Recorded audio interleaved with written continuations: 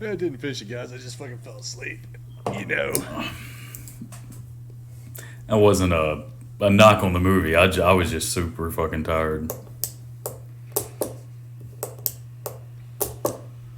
It's crazy because after watching the old one, this one popped up, and I was thinking about watching it. And I was like, you know what? I'll probably fall asleep through the opening credits. So I don't think I'm going to give it a shot. Which one? The newer one? Yeah, I'm just fucking with you. Hey, I thought that you'd like that the other day whenever he had said something about me being lost in the woods, or he said I was camping or some shit. So that's what I came back and said. That's what I was doing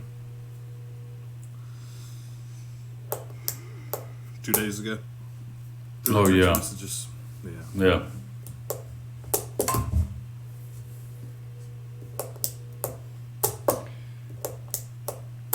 Hey, so I know y'all are just like huge Bon Jovi fans, especially Josh. This fucking theme song, "Blaze of Glory." Have y'all seen or like listened to? I put this in the group text a couple days ago, but only Mitchell responded. But have y'all heard Bon Jovi recently? I haven't. I can only imagine. And he's got no excuses because he didn't really party, but he liked to pretend he partied. He sounds so horrible. Damn. It's so funny seeing him. Have you seen him recently, Daniel? Oh, I thought you said. I haven't seen or heard him in a while, but you know. All white hair, like nothing but white hair. Yep. Oh, really? I kind of like how he embraced it and not did the fake shit. But it is so crazy because he's still got a head full of hair. Yeah. It's just all white. Yeah, I'm sure he probably dyed it for a little bit. But you got to think about it, man. Bon Jovi's what? Got to be 60, huh? 61, I think is what they 61? somebody said.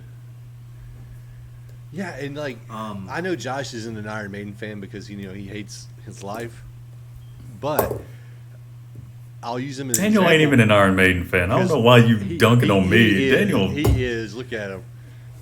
Yeah, this is an upset at you for not being an Iron Maiden fan. Yeah, Yeah. Josh. God, what's your problem? That's also his I haven't seen Bon Jovi in 20 years look, too. So it's hard to tell with Daniel. That's my look of thinking, who the fuck is Bon Jovi? But I'm still trying to figure it out. The point I was getting to, though, is that Bruce Dickinson has survived fucking cancer on his tongue and still sounds, and is older, and still sounds better than fucking Bon Jovi. Which he still sounds good. Bruce Dickinson still sounds good. So I don't know what's up with John Bon Jovi. Like, why he sounds so horrible. Like, Vince Neil, you get it. You know, he's big and out of shape. He done a lot of partied. drugs. He's lived 3 lifetimes. Yeah. And, like, Vince is probably just fucking touring because Motley Crue wants him to tour. You know, he's probably content to sit at his fucking bar and drink. Does he have his own bar in L.A.? I used to have a club, like Dr. Feelgood's.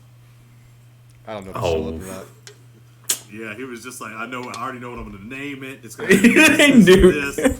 It's like, Vince, should we be subtle? Nah, man. Yeah, we want him to know what we need to do. I want him to know who owns it. Yeah. You know, Channing Tatum had a bar in New Orleans No. for the longest time. I don't know if he still has it. It might have been me. Sinners and Went to Saints. New Orleans, No, I've been we in went it. there. Yeah. I think it was me and Lizzie. We went into it. But yeah, I mean, I don't know if it's still there or not. But It's hard to tell with those bars. I guess they probably have a lifespan of 3 or 4 years, and then somebody else just buys it. yeah, if you got over it, but fuck, Bourbon Street's always going. It's going right Always now. popping. Yeah. You know what I'm saying? Even if this right now, it's just people who aren't trying to get fucked up and they want it to be halfway safe because all the dangerous people are asleep right now. You know what I'm saying? Well, Bourbon Street's crazy, but that's true because it's Bourbon Street's one of the safest places to go in New Orleans. Well, yeah, but it's even safer in the daytime. You know what I mean? Oh, of course, yeah. Yeah, because New Orleans is bad. You know, it's gotten bad. Like even worse Oh, than has what's it? in your mind if you're not up to date. But it's crazy. There's a dude that I worked with that is straight up from New Orleans, you know, and like he's grew up on one of the bad sides of town and shit like that, right? And that dude is like, hey man, it's getting fucking bad. He was like, it's getting real bad. Like, I was like, holy shit. So Oh, man, it's getting bad. And you know, Michael, like, you know, Mom had to go to New Orleans for something, and Michael was like, "Fuck no," because they do watch the news, and that's their area. It's only like fucking 45 minutes away, so they're getting all of this information. But like, didn't want her to go by herself. Wanted her to fucking like go whenever he could go with her, or like during the daytime or something like that. You know? That makes me so sad because when I tell people over here in Sweden, I'm like, you know, because most Swedes have been to New York or LA if they've been to the States, and a surprising number of them have. And I'm like, look, check out the coasts, you know. But I'm like, the one city you have to go to in America is New Orleans because there's no other city like it in the world.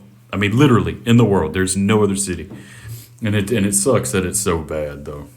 I mean, yeah, you would have to go at like 8ish in the morning or 9 or something like that, and look at all your historical stuff, your sightseeing type stuff, and then spend a day, hit up a couple of the famous restaurants, whatever, and now start having a couple drinks, you know, about an hour before sundown, you know, get maybe about an hour or two of nightlife on Bourbon Street in the Strip while it's starting to thicken up in the crowd a little bit. But before it gets past a certain time, you need to be out of there because it does get just crazy as shit. You know, you've all both been there. Like, it's I know, but shoulder to shoulder. What is New No Orleans? fucking reason. I've never been. I've never seen anybody dive first into a nasty mattress. Oh yeah. Well, I wouldn't be friends with somebody who did that. Hell no. I was just that saying. person's a nasty fucker. But I mean, like I said, you guys agree. Like, it's always shoulder to shoulder when you get into the thick of it. It's always shoulder to Oh, yeah. shoulder at any moment for no reason, and it's fun as hell. But when people start getting too fucked up and start fucking killing each other out there, kind of ruins the moment. Or stealing pizzas, man. There's a problem with people in New Orleans stealing pizzas from the poolside. Yeah. You know who you I'll tell you are. what though, Bourbon Street's a young Mitchell. man's game though. Oh yeah. Like last time we went to New Orleans, we went and for the boys to kind of like check shit out, you know, and when we were there, it was like it would have been cool to stay for the night, have a couple of drinks, you know, but the desire wasn't there to like, man, it'd be so fucking fun to party all night, you know. It is a young man's game for sure. Well, party till like Once you get 11. older, you ain't got time for all that shit. Till 11. Like, yeah. Yeah. Let's party till 11. Yeah. I mean, I'll party till Jeopardy comes on all fucking day. But once Jeopardy's on, it's over. I'm at the house. Yeah. I want to go back to New Orleans though. Saying all that, like, the city's just, I don't know. And it's funny though, because I don't like seafood. I don't. Yeah, don't eat none of that shit. I don't. But apparently, like, it's the best in the world. Well, Do you eat yeah, seafood? crawfish. Nuh-uh. But it's funny because I've been thinking about eating crawfish in New Orleans. You got to, right? Try it Yeah, once. because it's like one of their, it's like lobster in Maine type thing. Yeah. Yeah. Complete opposite ends of the spectrum. But anyway. All right. I quit. Finally. It's just All back right, to look, me and man, you I've been now. Waiting. All right. Okay. So look, man, we're about to get this knocked out in 10 minutes. Lost Boys got the Corey guys in them shits. Them motherfuckers be killing vampires, or at least like 3 of them. Man, it's the shit. Check it out. I give it a 4. Bye. Bye. Oh man.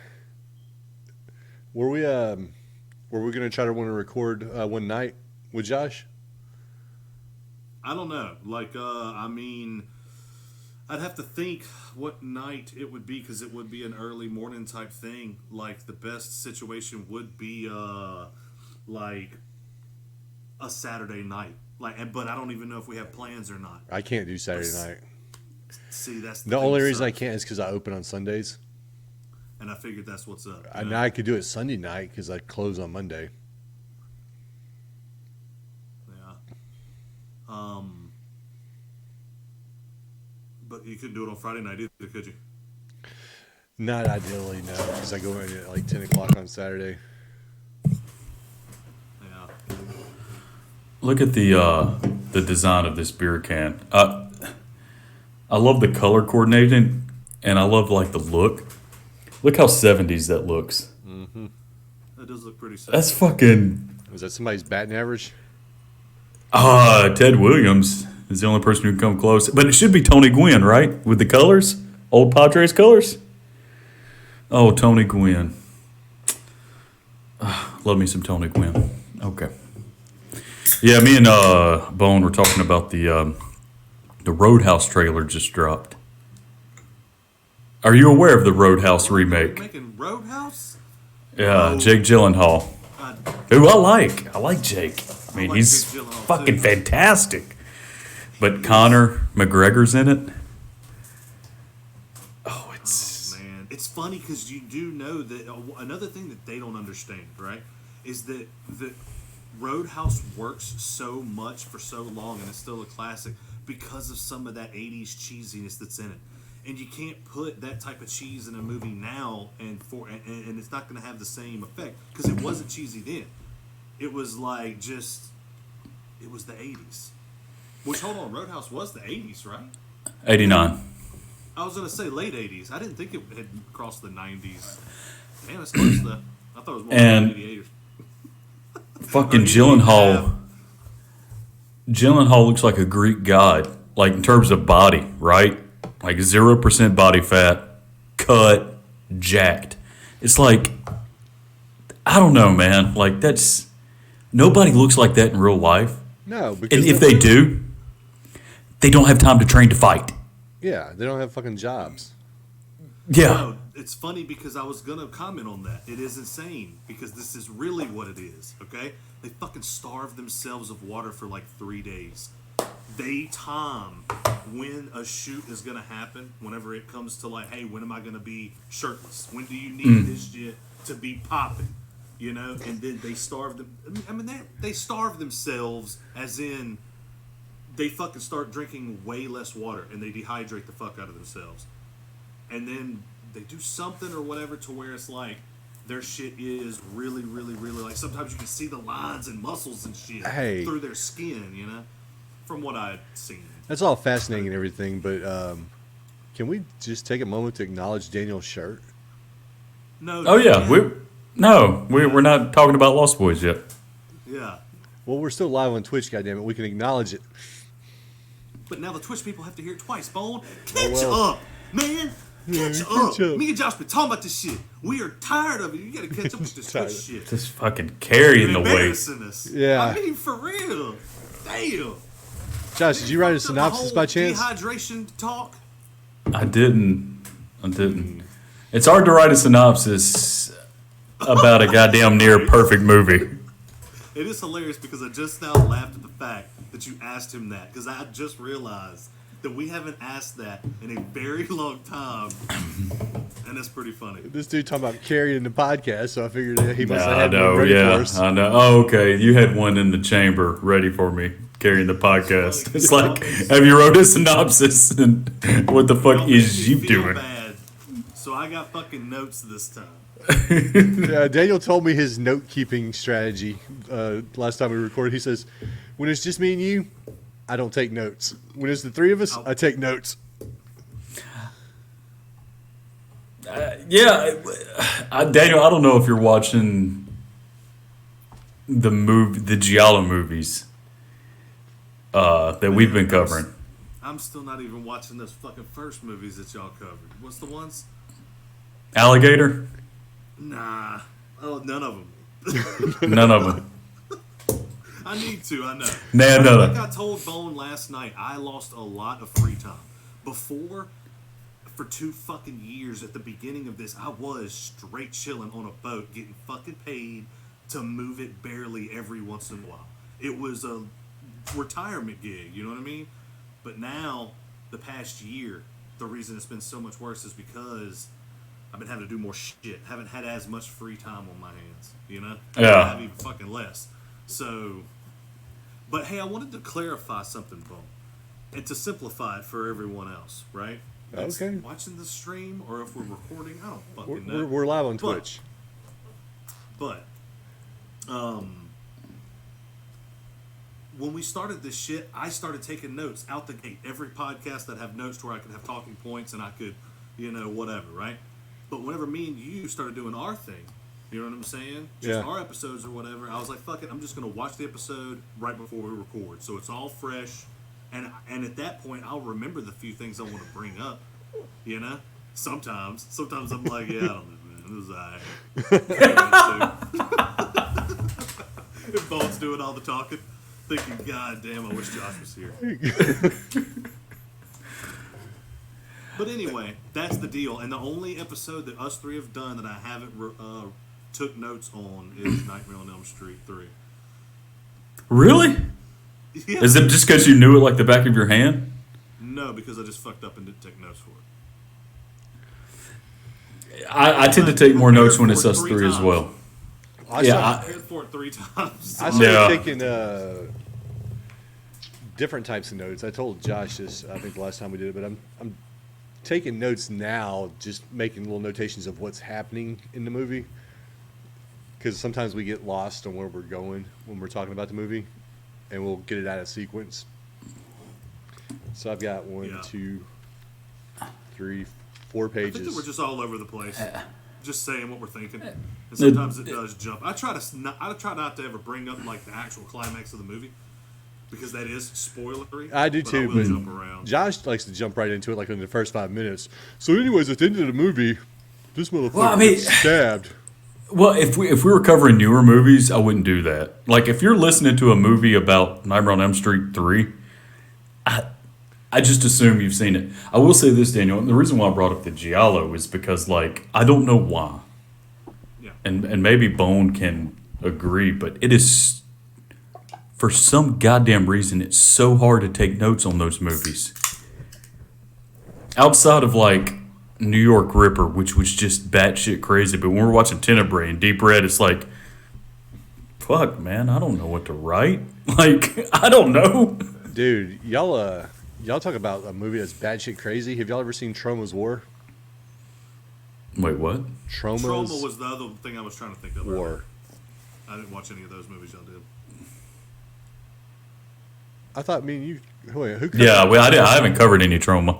Oh no, Trauma was just right. Trauma was fucking Toxic Avenger. I was thinking of another one. Y'all did a block, like a 3 block of certain type of movies. I think it was the second block you guys did. Oh, okay. We'll remember it right away now. Oh, I don't know. I I don't know either. Moving on. Moving on. are we moving on?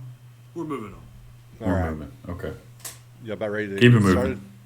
Yeah, we're ready to move on and get started, and after that, to keep it on moving. Well, A lot of pressure.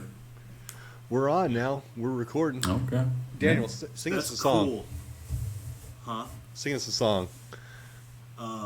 What kind of song do you want to hear? Oh man, you're supposed to sing the Lost Boys song, "Cry Little Sister." Well, there's a couple of different avenues he could have went. He could have went I Still Believe, too. He could have just like ripped his shirt off and pulled up his sax said- and started fucking playing. Beep.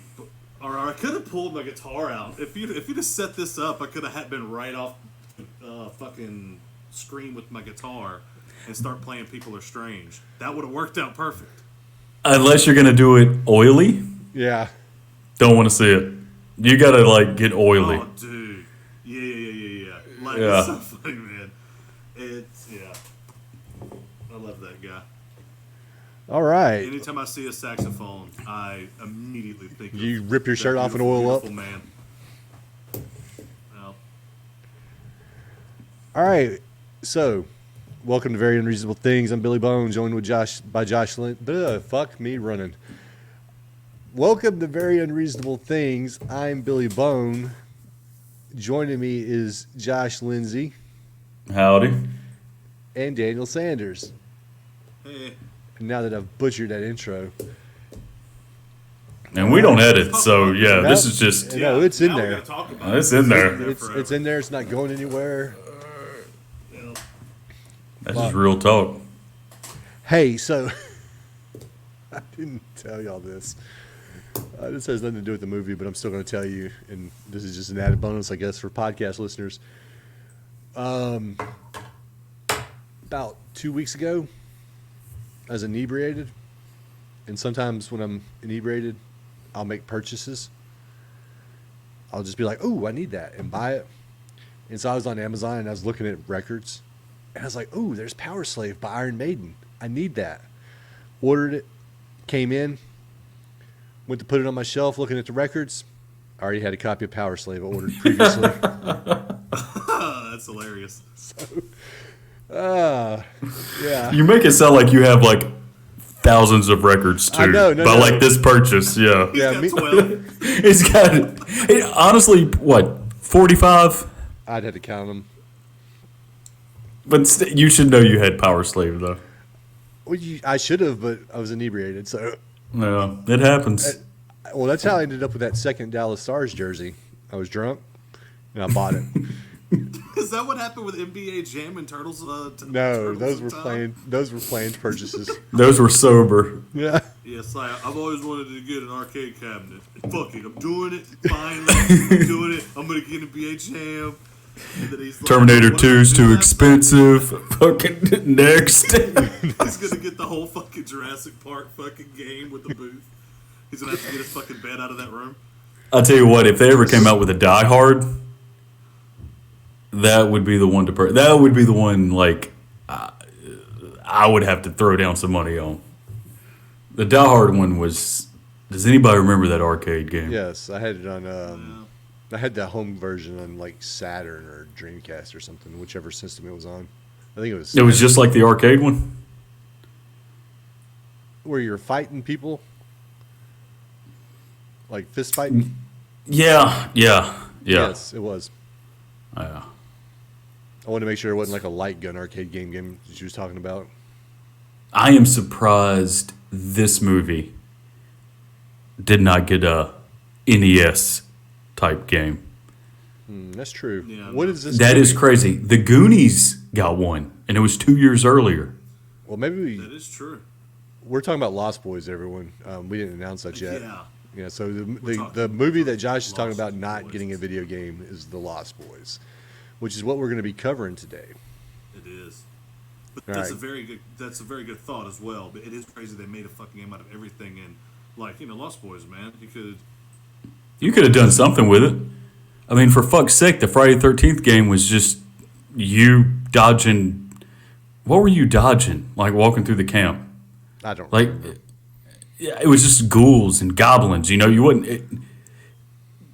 Until you found a cabin with Jason. Like, you couldn't have done the same goddamn thing with the Frog Brothers until you met David. It's crazy.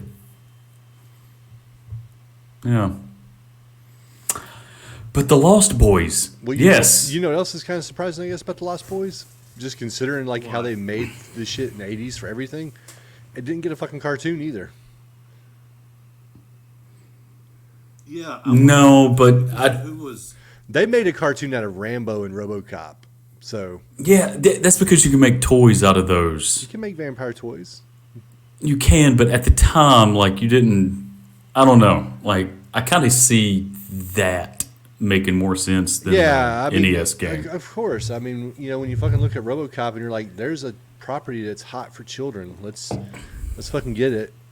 It's so crazy that just you saying that, because Beetlejuice, the cartoon, was Lydia and Beetlejuice getting into hijinks together. Like, they just, Slimer wasn't a thing in Ghostbusters. Yeah, I know. Yeah. until the cartoon, and then Slimer becomes their buddy and becomes almost like a pop culture icon. No shit, like he's even in the new Frozen Empire one, which look, I haven't seen the movie. I watched the trailer,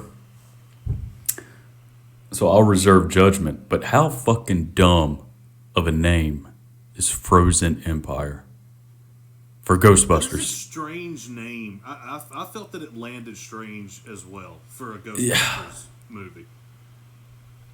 Yeah, I mean, to be honest with you, the numbers really work the best for the Ghostbusters Wait a minute, franchise. did anybody watch Afterlife? I did. Watch Afterlife. I liked Afterlife. I didn't I'm watch not it saying yet. it's I like haven't the seen best it. fucking thing, but I did enjoy that movie. Yeah, like it was a breath of fresh air. I think Daniel. I'll say this, Daniel. I think you enjoyed it more than I did. I like. I haven't even. First five.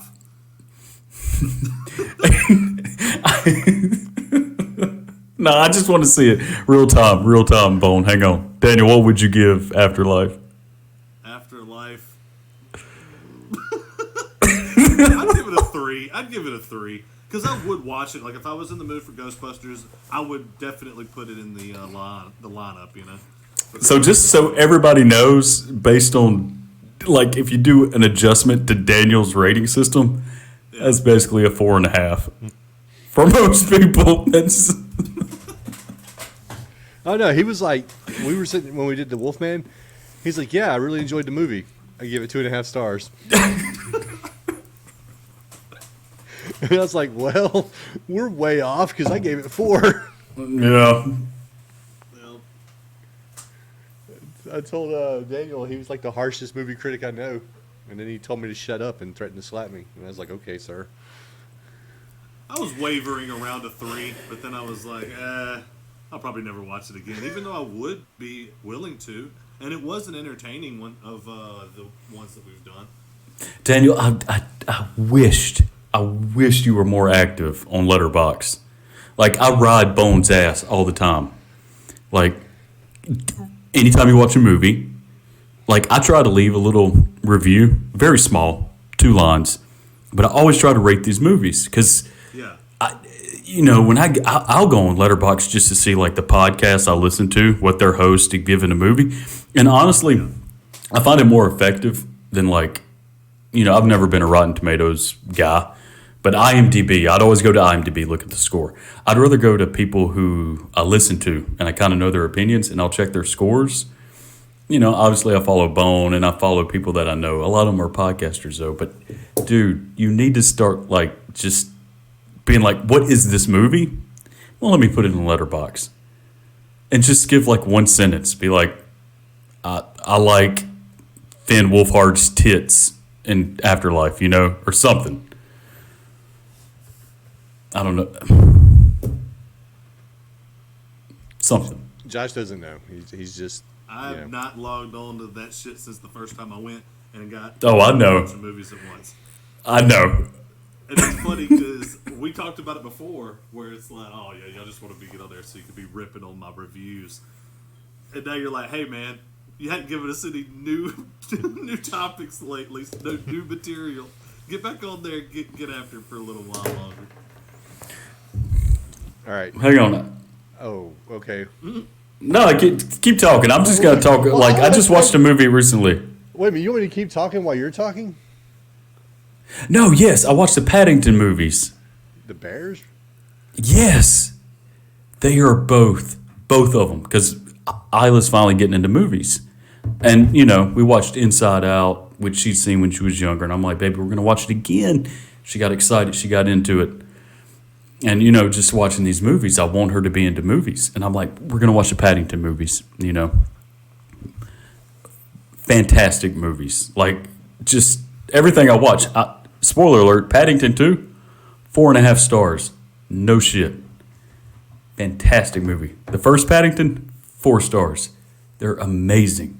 They're so cute and funny and full of heart. I love them. Like great family movies. Yes, like some of the best. Our children Like- I don't think I've are. ever seen either one of them. I was gonna say, my Ah. and Daniel's children are probably past that point. I think anybody at any age can enjoy these movies. I really do. You wouldn't have said No, they that can't, before Josh. you had a child. You would have, if one of us would have came to you and said we watched Paddington and you I didn't think have a that kid, Josh would have shot us in the face. he with would it. have. He would have went and found a gun. Yeah, I don't know. he They're would have. legit funny. They're legit funny. I'll say that. But They're I'm saying, legit I'm funny. saying Dad Josh will say that, but before Isla Josh would have been like, "Oh damn, Bone, you and Daniel are some bitches." I mean, look, you're going to change after you have a kid. Oh no, we tried to tell you. We know. Not me. Not never. Yeah, exactly. That was pretty much your attitude about it. Nana.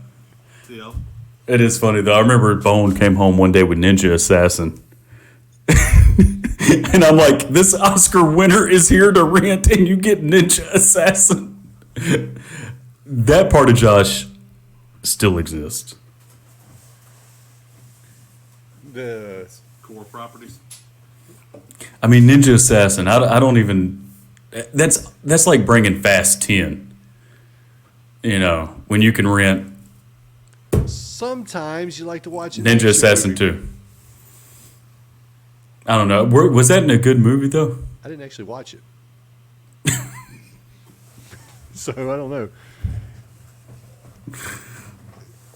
I'm sure it's not as good as The Raid. No, that's a safe bet. You need to watch part 2 when you get a chance, but it's 2.5 hours. It's a much longer movie. Jesus, that's all movies now. And I know The Raid 2's like a little older. Every movie now, 2.5 hours. Oh no, I saw the fucking runtime of Killers of the Flower Moon. Because I want to watch That's that. 3.5, babe. Yeah, I know. I want to watch that too, but like it's 3.5 fucking hours. It's a long time. I wanna- for a movie. I wanted to watch Society of the Snow, which is, a actual remake of the movie Alive. Not a remake, but a actual retelling of the movie Alive. Me and Honolulu, I'm like, yeah, let's watch this shit. I've heard great things. It got nominated for an Oscar. It's like 8:30, 9 o'clock, when we're like, let's watch a movie. I put on Society of the Snow, 2.5 hours. I'm like, well, fuck, you're not gonna stay awake for that, Like, what are we doing? That's why you got to watch some old movies like me and Daniel, man. Wolfman, 70 minutes. You're In and out, baby. That shit was surprising. I think that might be the shortest movie we've covered on this podcast. Period. Like- it seems like that's the shortest. We got to the end of the movie, like when we're watching. Obviously, we're watching on our own, but I'm assuming the experience is the same for Daniel. You get to the end of the movie, and it's like, oh well, yeah, we couldn't save Larry. Roll credits. Yeah, I love it. It's like, oh man, that's done, and it's like, oh Larry, and it's over. After this man had just beaten his son's skull in with a fucking cane handle. Yeah, so fucking Wolfman was It's surprisingly, Pretty dark. Tragic, yeah. yeah, tragic. Yeah. Because, Lon Chaney doesn't get saved in that movie. He gets killed by his own father. His father has to kill him. Yep. Which Shit. his father's in the movie is Claude Rains, who was in The Invisible Man, and he doesn't look old enough to be fucking Lon Chaney Jr.'s dad. Yeah, it's a weird thing, like doesn't seem like, how you'll share bone structure with your parents, even if like you favor your one parent more than the other, you're still sharing some bone structure. Like they looked like two completely different people all together. It was just funny. I mean, I know they were, but you get what I mean. Oh, yeah. Sometimes they can seem related. They do a good job at that. So- but it was fucking obvious. And we just did a fucking recap on the last episode me and Josh done. So those of y'all that already listened to the Wolfman, we're sorry. We're just catching Josh up. He wasn't on that episode with us. We like to recap with him and tell him he should watch the movies that me and Daniel watches, even though he never will, because he hates us. That's right. He does. Yeah. He doesn't support our dreams. Damn. Yeah. Makes me sad to think about. So the Lost Boys, though, let's get some of the little information out of the way like we normally do, and then we can jump into it. So, Lost Boys, July 31st, 1987. Directed by Joel Schumacher, starring Corey Haim, Corey Feldman, Jamie Gertz, Jason Patrick, Kiefer Sutherland. It has a runtime of 98 minutes, a budget of $8.5 million, and it made a box office of $32.2 million. All right, so we got that shit out of the way. Now we can talk about the movie. So, Josh. Yes. What's your history with Lost The Boys? movie. Did you like it? God, my history is I can't remember the first time I watched it, but it's always existed. It feels like in my lifetime. Like I've always known about this movie, and I was so young when I first watched it. Like that memory's gone. That's just faded. But I will say this, that I put this movie on in the background, but I don't think I've ever sat down and fully absorbed it and watched it 20 years. Maybe like just sit down, start to finish. And I fully had like this one idea going in and me coming out of it, because I know all the scenes. I know everything about the movie, you know? And what I thought I would be coming here to talk about was like completely different from what I felt when I finished it. It might have been my favorite viewing of this movie, watching it now. All right, thanks for nothing, Josh. What about you, Daniel? What's your... No, I'm just fucking with you. I saw the look on Josh's face. He was like, what? I'm like, I gave you something. Daniel, do better than Josh. When I watched this movie, we were at the theaters, right? And it was at the Carthage Theater. First time I saw this movie, okay? And when we're there... Wait a minute. What are you, 2? Yeah, I'm 2 years old, and I remember this like it was yesterday. Okay. So, we're in the theater, and whenever it starts to get to the real creepy part, whenever, like, they're looking around for him and stuff, the lights go black, right? And the lady behind me gets bit. And then you don't really want to hear the rest of it. It gets pretty dark. If you probably wouldn't believe me anyway, everyone calls me crazy. Just trust me that it was a freaky, interesting first viewing of The Lost Boys. I thought you were... years to tell this. I thought you were going to make fun of me for the Dream Warriors recap when me and my dad went. It's like whenever I saw that skylight of the boardwalk, I was out. Couldn't handle it. So freaked out. Had to go home. So, yeah, well, Daniel just brought it up, though. Well, I guess I should talk about my history with the movie, too. And I gave Josh shit for his telling of his first experience and all that, and mine's no better. I don't remember when I first saw this movie. I know I've seen it a bunch. I have sat down and watched it, though, within the last, 2 years. I watch it pretty regularly.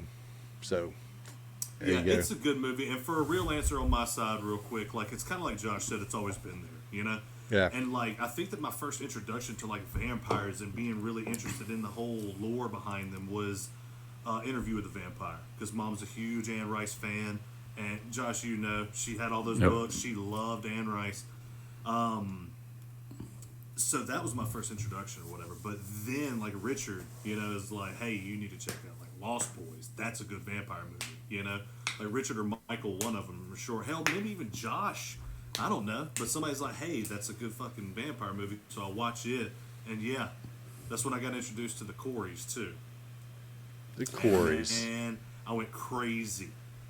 I had posters of them all over the wall. No, we're going to get into posters. We are going to get into posters. We're going to get into posters. But this was it. This is what started the Corey craze. Oh, it really is, yeah. Yeah, this is their first movie together. I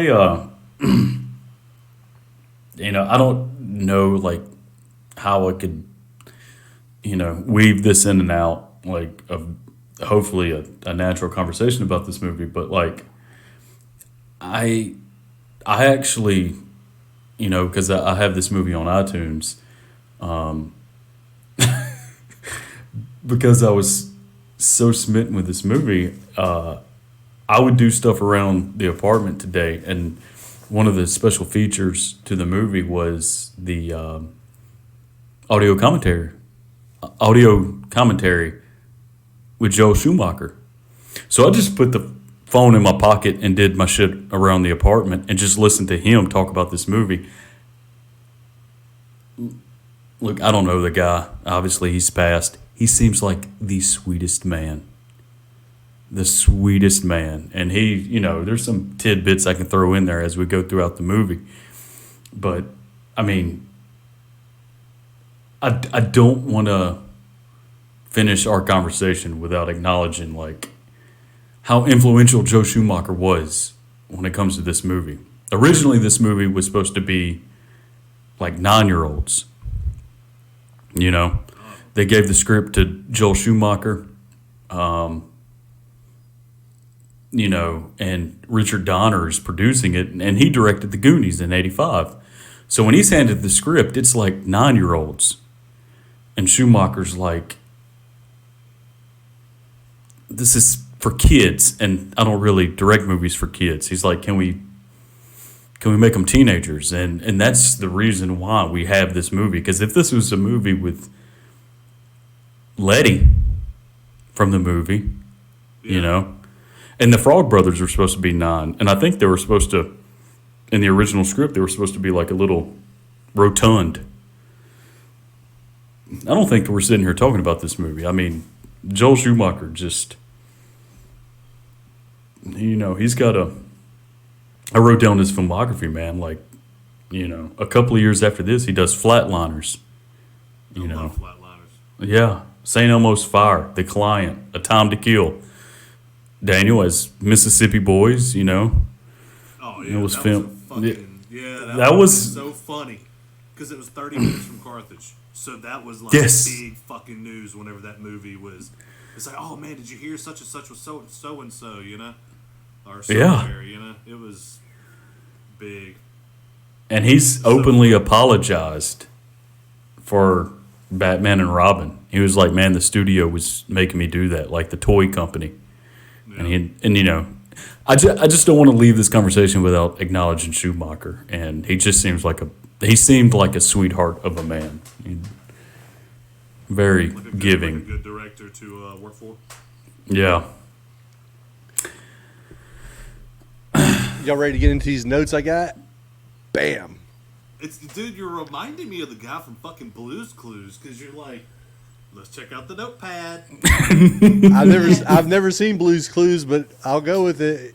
Here's the notes. What? You didn't watch Blue's Clues with Bailey? No. Oh. No, we watched Nickelodeon shows. We were watching iCarly and Victorious and Big Time Rush and I remember a lot of these shows too. Drake I and do. Josh. And I gave Drake and Josh with her when she was 1 year old. They showed reruns. This is what the number 1 looks like at 1 year old. Because that's where we were going with it. Like, let's let this TV teach these little bastards.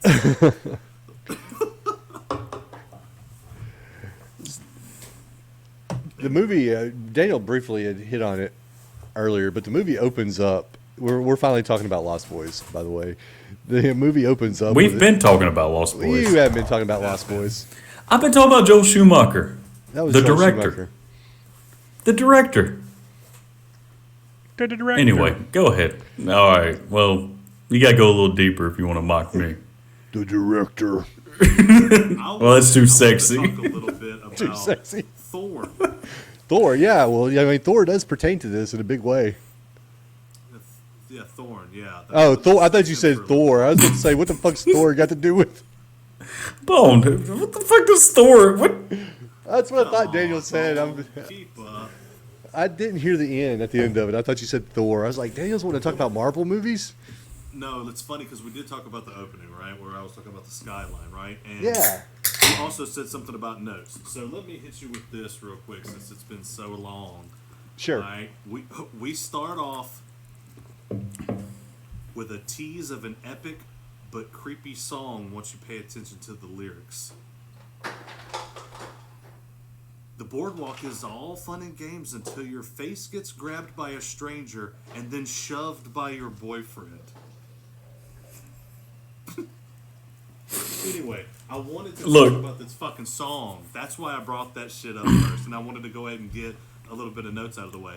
But, so, at some point, we're watching this fucking movie with Hayden, right? And, the song is fucking epic. It really is. But so Courtney's like, "Hey, listen to this song. It's a really good song." You know, he's like, "Okay, cool." Well, normally when she's telling him that, it's like, "Listen to the message of this song." So his ass starts listening to the lyrics, and he's like, "This is kind of creepy." And she's like, "What are you talking about? This song is awesome." And then he's like, they pulled up the lyrics, and reading the lyrics out is just fucking creepy. So it was just a funny thing. It was an opposite reaction. He was like, "Yeah, the song is good, but I was just saying that the lyrics are pretty creepy." Yeah, it's so funny because I read that Gerard McNanny, or whatever his name is, he was given the script and not shown the movie and said, "Write a song," you know. When you listen to the lyrics of Cry Little Sister, it does sound like he was given the original script, which was of 9-year-olds, you know. Which I haven't read this. I haven't read the lyrics. I'm sure they're pretty. Yeah. You know. Yeah. This movie would have been so fucking different if it was 9-year-olds. It would have been. It would have been made. Like Josh said, we wouldn't be talking about it. We wouldn't be talking about it. Or it might have been made, but nobody would have been talking about it because it's not the same. 9-year-olds, or they really wasn't 9. They were preteen. You know, adolescent children, you know, in Goonies. Yeah. But still, they're going on a treasure hunt. Yeah, they're going on an amazing adventure. And funny, and it's an adventure, you know. But when it's like you're talking about vampires, which usually are tied to sexual nature, you know what I'm saying? So you would have to bump that up to at least teenagers, and then now teenagers will like it, and that is what happened. The teenagers, it was a movie about teenage vampires. They wanted to go check it out. It was all, you know, dark and full of leather and punk rock styles. I mean, I love this movie, but this movie does not work without David and Michael. And if you're a guy, you're wanting to be David, and if you're a chick, you're wanting to fuck Michael. That's just legit. I mean, that is what it is. That's what drives this movie. That's what this movie is about. Like, let's make vampires cool and hip and sexy and slick. And you make it about 9-year-olds, man. You got the Monster Squad, which some people, which has its following. It has a pretty substantial following from what I know. I've never seen it myself, actually, but that's what this movie turns into. Yeah. Well, I'd say this too. If these were 9-year-olds, these mullets in this movie don't work. Like, David's got like the best looking mullet ever. No. It's it's Alex Winters. Oh, I see. I say something. You're like, no. No, because I have it in my notes. Alex Winters fucking shit has 2 sets of hair going on.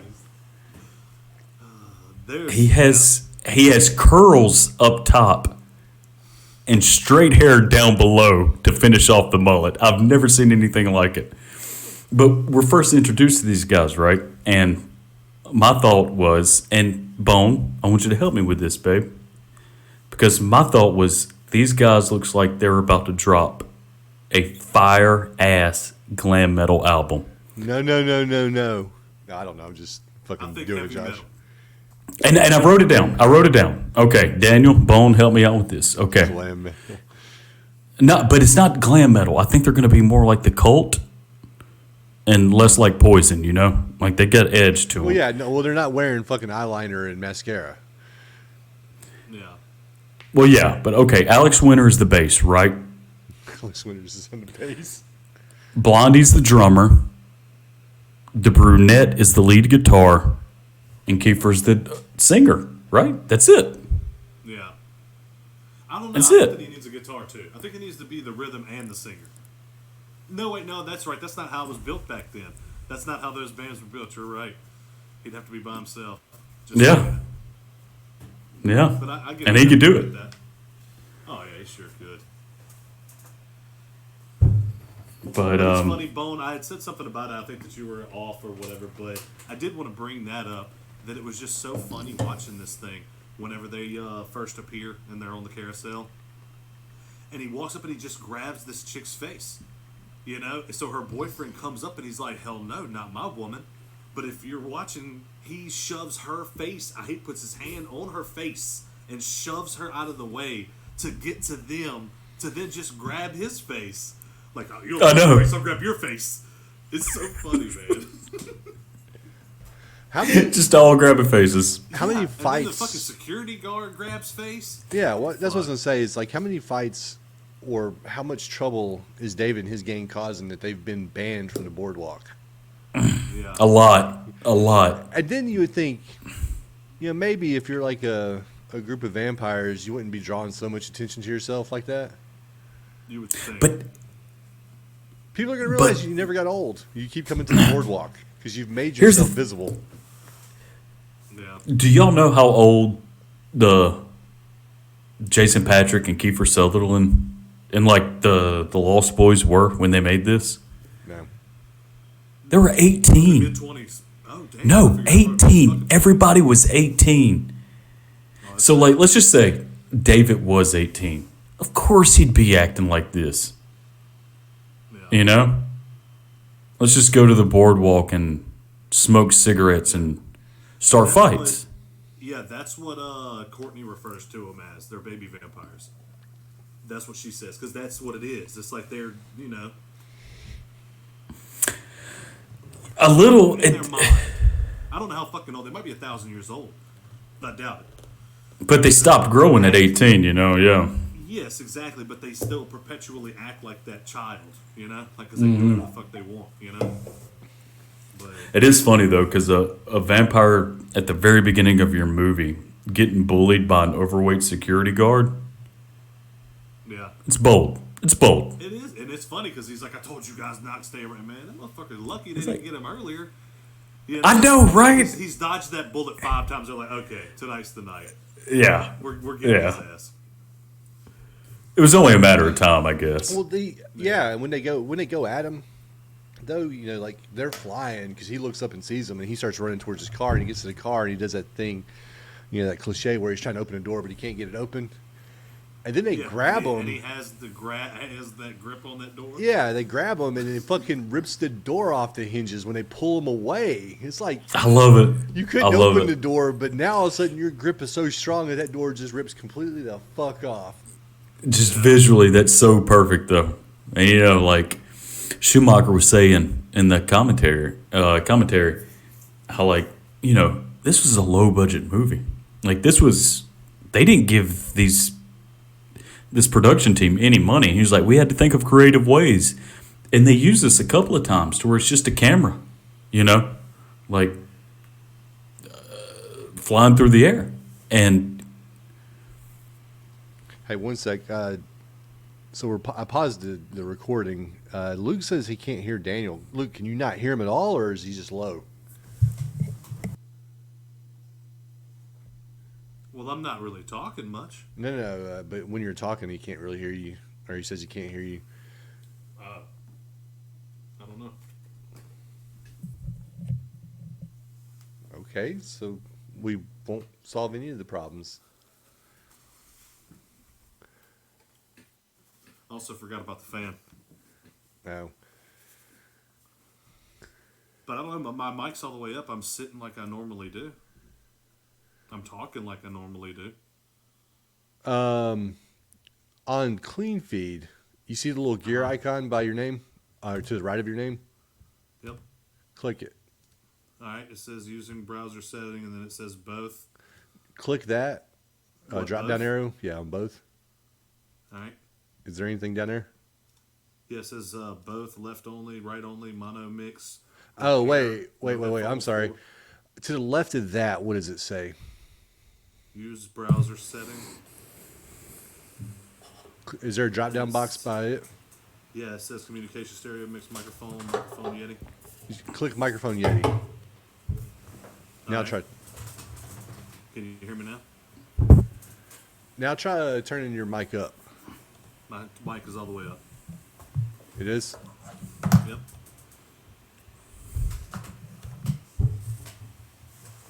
Mic's all the way up. Were you having trouble hearing me, Josh? No, I hear you loud and clear.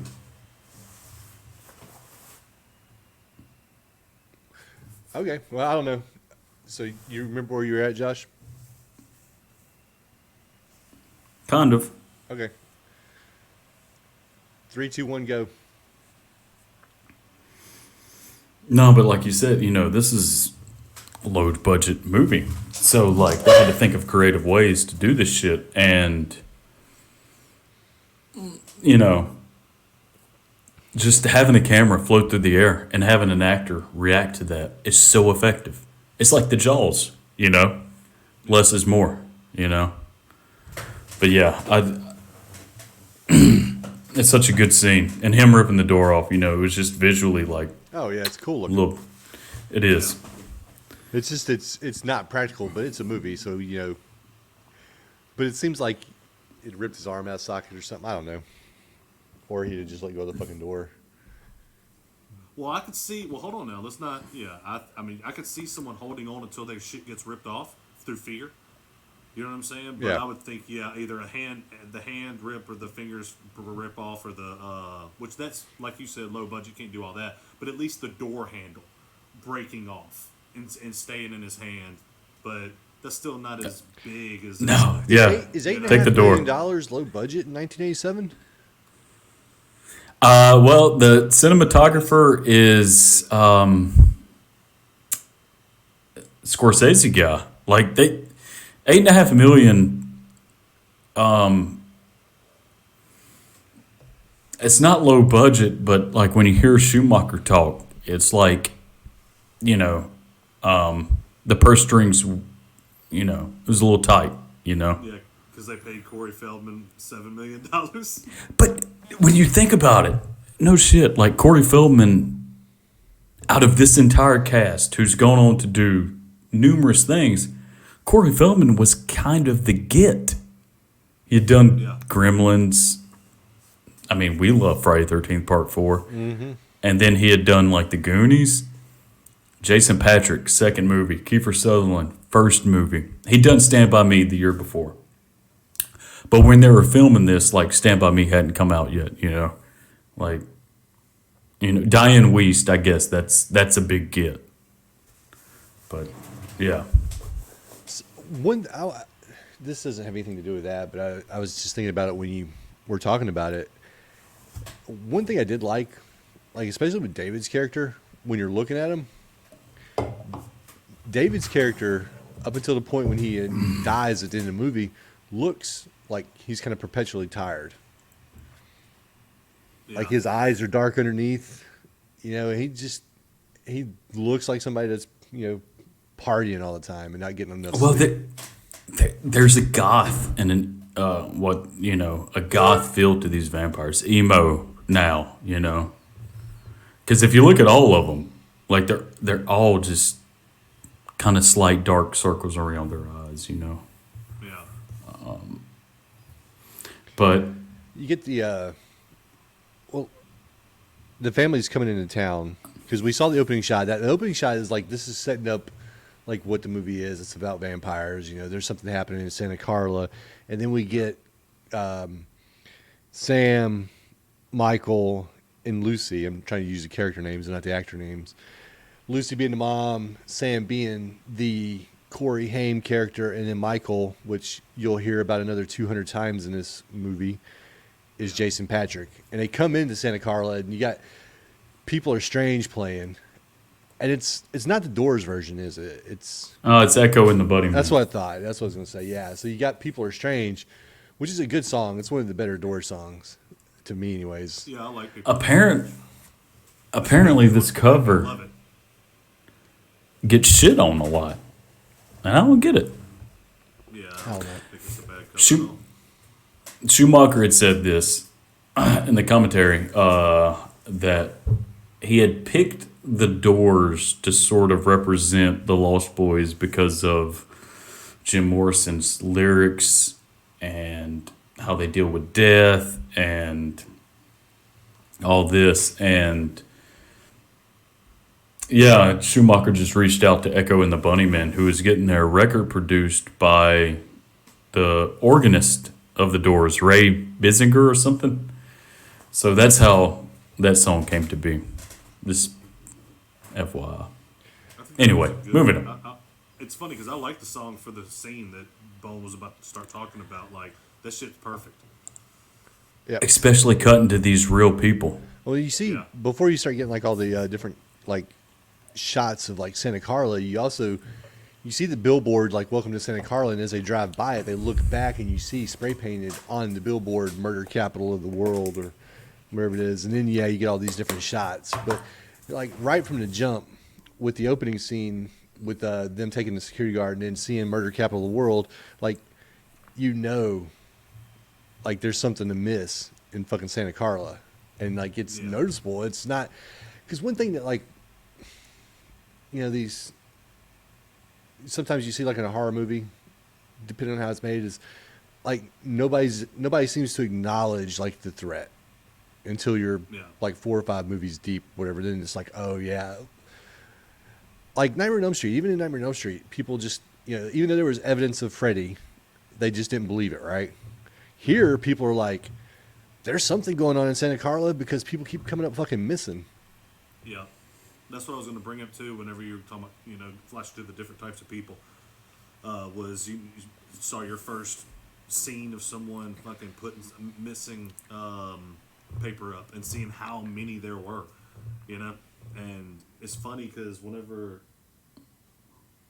I'm watching it, it's hilarious because these people it's like people are strange and most of them just have crazy haircuts, Like that's pretty much it. There was one person French kissing a hamster or some shit, and then there was one guy that looked like David Cross in a hood, But that was pretty much Yes. the strangest of people, But it led you to believe, and this is Santa Carla, right? Santa Carla, but it's really Santa Yeah. Cruz. Santa Cruz, California. And, these are real people that they're filming. I mean, that's obvious. But what it does lead you to believe is, like, all these people, even if they have a weird haircut, like, they seem a little bit on the outside of society. A lot of these people to where it could be the murder capital of the world. And nobody cares. Like, but yeah, it's a fantastic way to open up your movie, though. Like, your characters are getting introduced to this world as you are, and you're seeing this shit. And then we go and get introduced to, I don't know, maybe the best character in the movie. Grandpa Yep. playing fucking Yep. dead. Yep. Like, why was he playing dead? Because all he does is sit at that fucking house. He was like, I'm going to do something funny. I want to be funny. I'm going to fuck with him. He's bored as hell. I will elaborate on this further when we get into it. But my head canon, Grandpa used to be a vampire hunter. Oh, yeah, probably so. Could be. I could see that. I will say my thoughts on that when we get to it. I think, what's her name? Lucy? The mom? Yeah. Yeah, Lucy. Well, it's I Lucy think- and Star. That's the only two hers in the whole goddamn movie. That's it. That's true. I think Lucy's mom died by a vampire. That's just my head canon. But Maybe. yeah. Well, Grandpa's got a set of rules. Stay out of the one room. Don't touch the second shelf in the fridge because that's where he keeps his root beers. Nobody drives a car. And double but him. stuffed Oreos. Yeah, double stuffed Oreos. Nobody drives his car but him. And on Wednesdays, the TV guide comes in, and you might see the corner of the sticker folded up, and you'll be tempted to pull it off, but don't because it'll rip the cover. Why are you shaking your head no? No, I'm not shaking my head. No, Yes, you I'm were. agreeing because I love his dialogue here. It reminds me of Costanza. All right, so Yeah. look, Frank.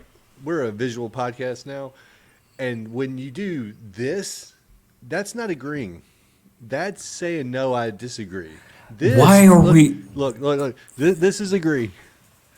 Okay, well, fine. Since you're gonna put me on blast like that, being a visual podcast makes no fucking sense. So maybe X that out. But maybe you should wait and not be so insecure. I was shaking my head like, yes, that is perfect how he's taking the corners of the TV guide because I know exactly what he's talking about. And he's like, you're going to rip it. Because Corey Haim is upset because they don't have a TV. But they have TV guide. Yeah. I did notice that was a pretty funny thing, though, Paul. Where it was like, and Josh, you're agreeing, of course. Yeah, we got a little bumpy there for whatever the fuck reason, but If I was sitting next to Josh, I'd punch him in the face. anyway, it is funny because it's like fucking, hold up, let me go over these rules right now. And the way that he started it was, we got rules up in here, Yeah. but it is funny. But I did notice that where Sam is like, there's no MTV, there's no TV, and he was like, and then Michael's like, we're broke, we have no money, like we're not gonna have those things. It's just funny. He's like, dude, chill the fuck out, I do They're want to. brotherly. No, go ahead. Oh, no, I'm sorry. I didn't mean to cut you off there, Daniel. No, you're good. All I was just gonna say was I was just gonna lead for the next piece of conversation. Their brotherly banter, like whenever they were unpacking and shit like that, I loved that shit. It felt real. It felt like a big brother and a young brother just like fucking off while they were unpacking, because he's chasing them for some fucking random ass reason, at some point, and they, that's when the rules conversation happens. Because it's like, don't run in the house or whatever, and then the grandpa lays those down. But I like their banter. I literally just thought about this. I don't know why I didn't think about it before, but when they first get there, they stop at the boardwalk, right?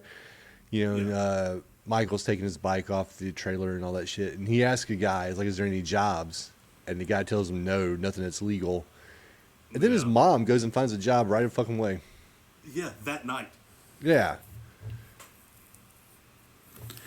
It's pretty funny with a sign that's like sitting. Oh, and that's the other thing that's funny. We're talking about nothing that's legal. Everybody keeps fucking dying. There's got to be positions open Gotta be everywhere. jobs somewhere. Like every fucking window should have help wanted. I think there's a deleted scene to where he's like he's a garbage man, and that's how he affords the leather jacket. Oh, is it? Yeah, because that's right. Because I was gonna say something about that too when he said that they were broke, and then he goes and buys a fucking jacket. He's about to get his ear pierced too. I don't know how much that costs, but Well, No, apparently see, it's enough to okay. be a ripoff. See, this is what's funny. The first time they go to town, he sees, or no, it was that. He buys it the was jacket that at night. Yeah. No, it was at night that he bought the jacket. So it was the first night that they were there. They went out, right? Yeah. And then that's whenever he sees Star for the first time. Okay, that's the sexy saxophone night, and all of that. But it's funny because after that night is whenever he goes and buys a goddamn leather jacket. But it's funny because he sees her, sees the group that she's with, and he's fucking immediately, I got to get a leather jacket on. And then I got to get my ear pierced. And it's funny because, oh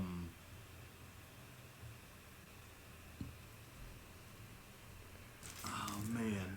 Well, while you're thinking of I that, wish that I would have found this at that point, but Oh. it was just a comment about him fucking going full blast into what this girl may like, and going Yeah. for it. But go ahead. we've all been to concerts, right? Yeah. We've been to a few. When's the last time you've been to a concert where the entire fucking crowd was just dancing with the song? Because, like, with this sax player up there, fucking ripping out the solo and singing "I Still Believe" or whatever it is. Like everybody in the crowd except for Star and Michael are dancing. Like they're really into this shit. Yeah, they love that shit. Which is honestly not even the type of music that you would get a young crowd of 18-year-olds to be dancing to. Yeah. Even in 1986. But it is this, the sax player was Tina Turner's sax player. Oh, really? Yeah. I didn't know that. And,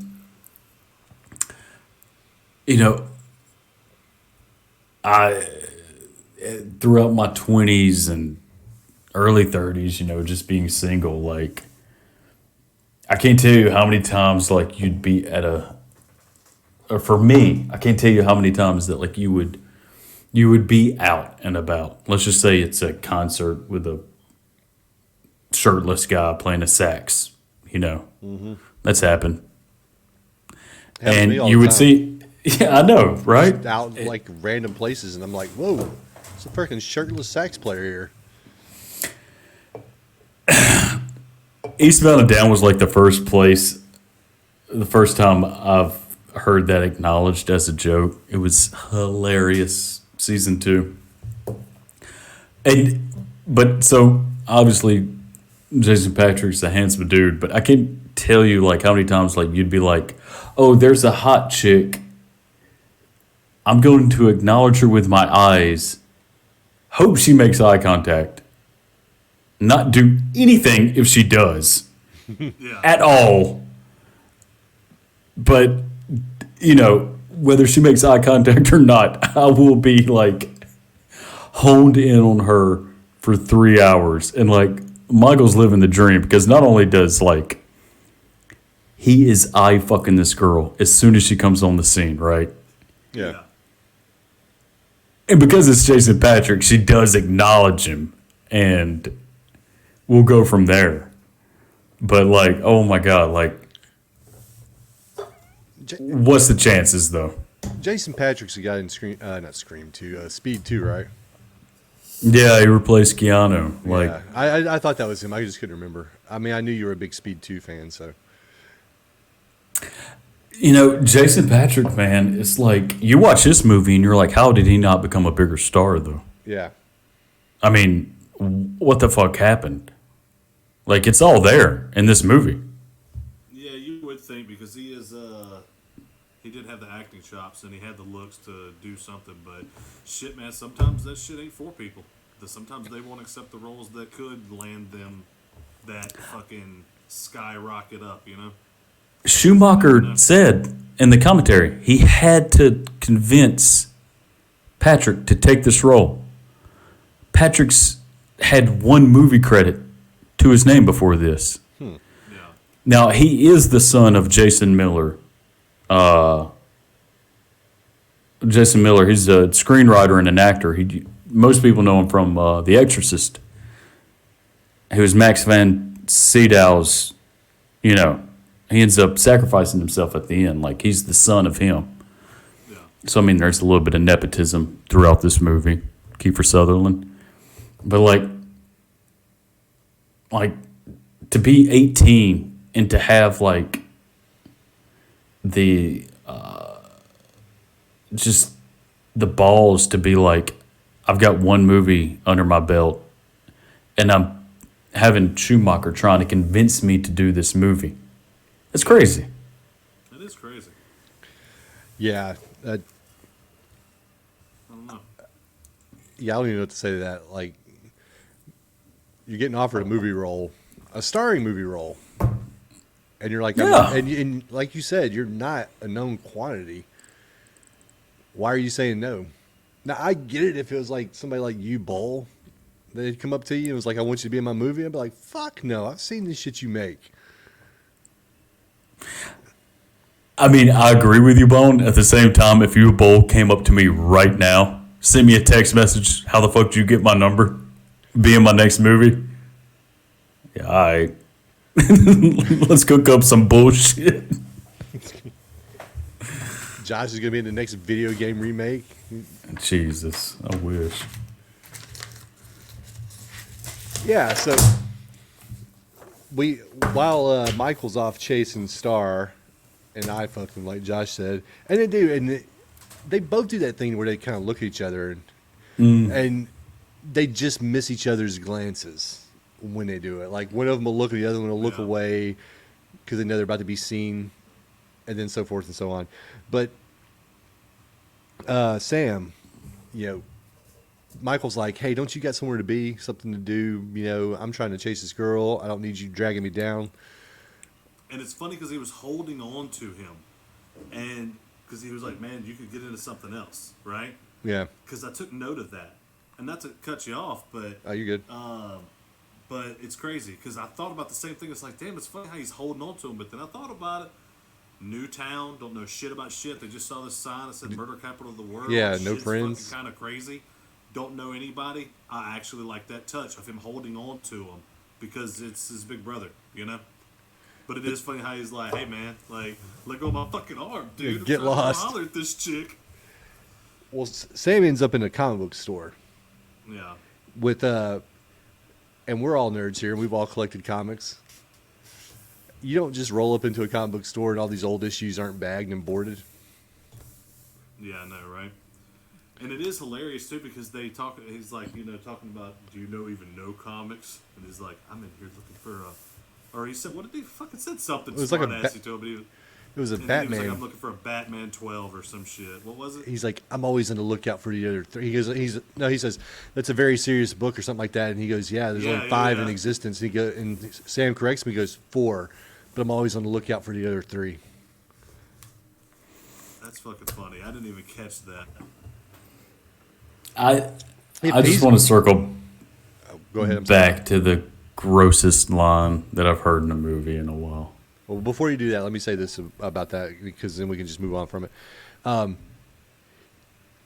He insinuates that he has a Batman number whatever, right? And it's super rare because he's like, I'm going to look out for the other 3. Your family's broke. Sell your fucking comic, man. Help your mom out. Yeah, seriously, right?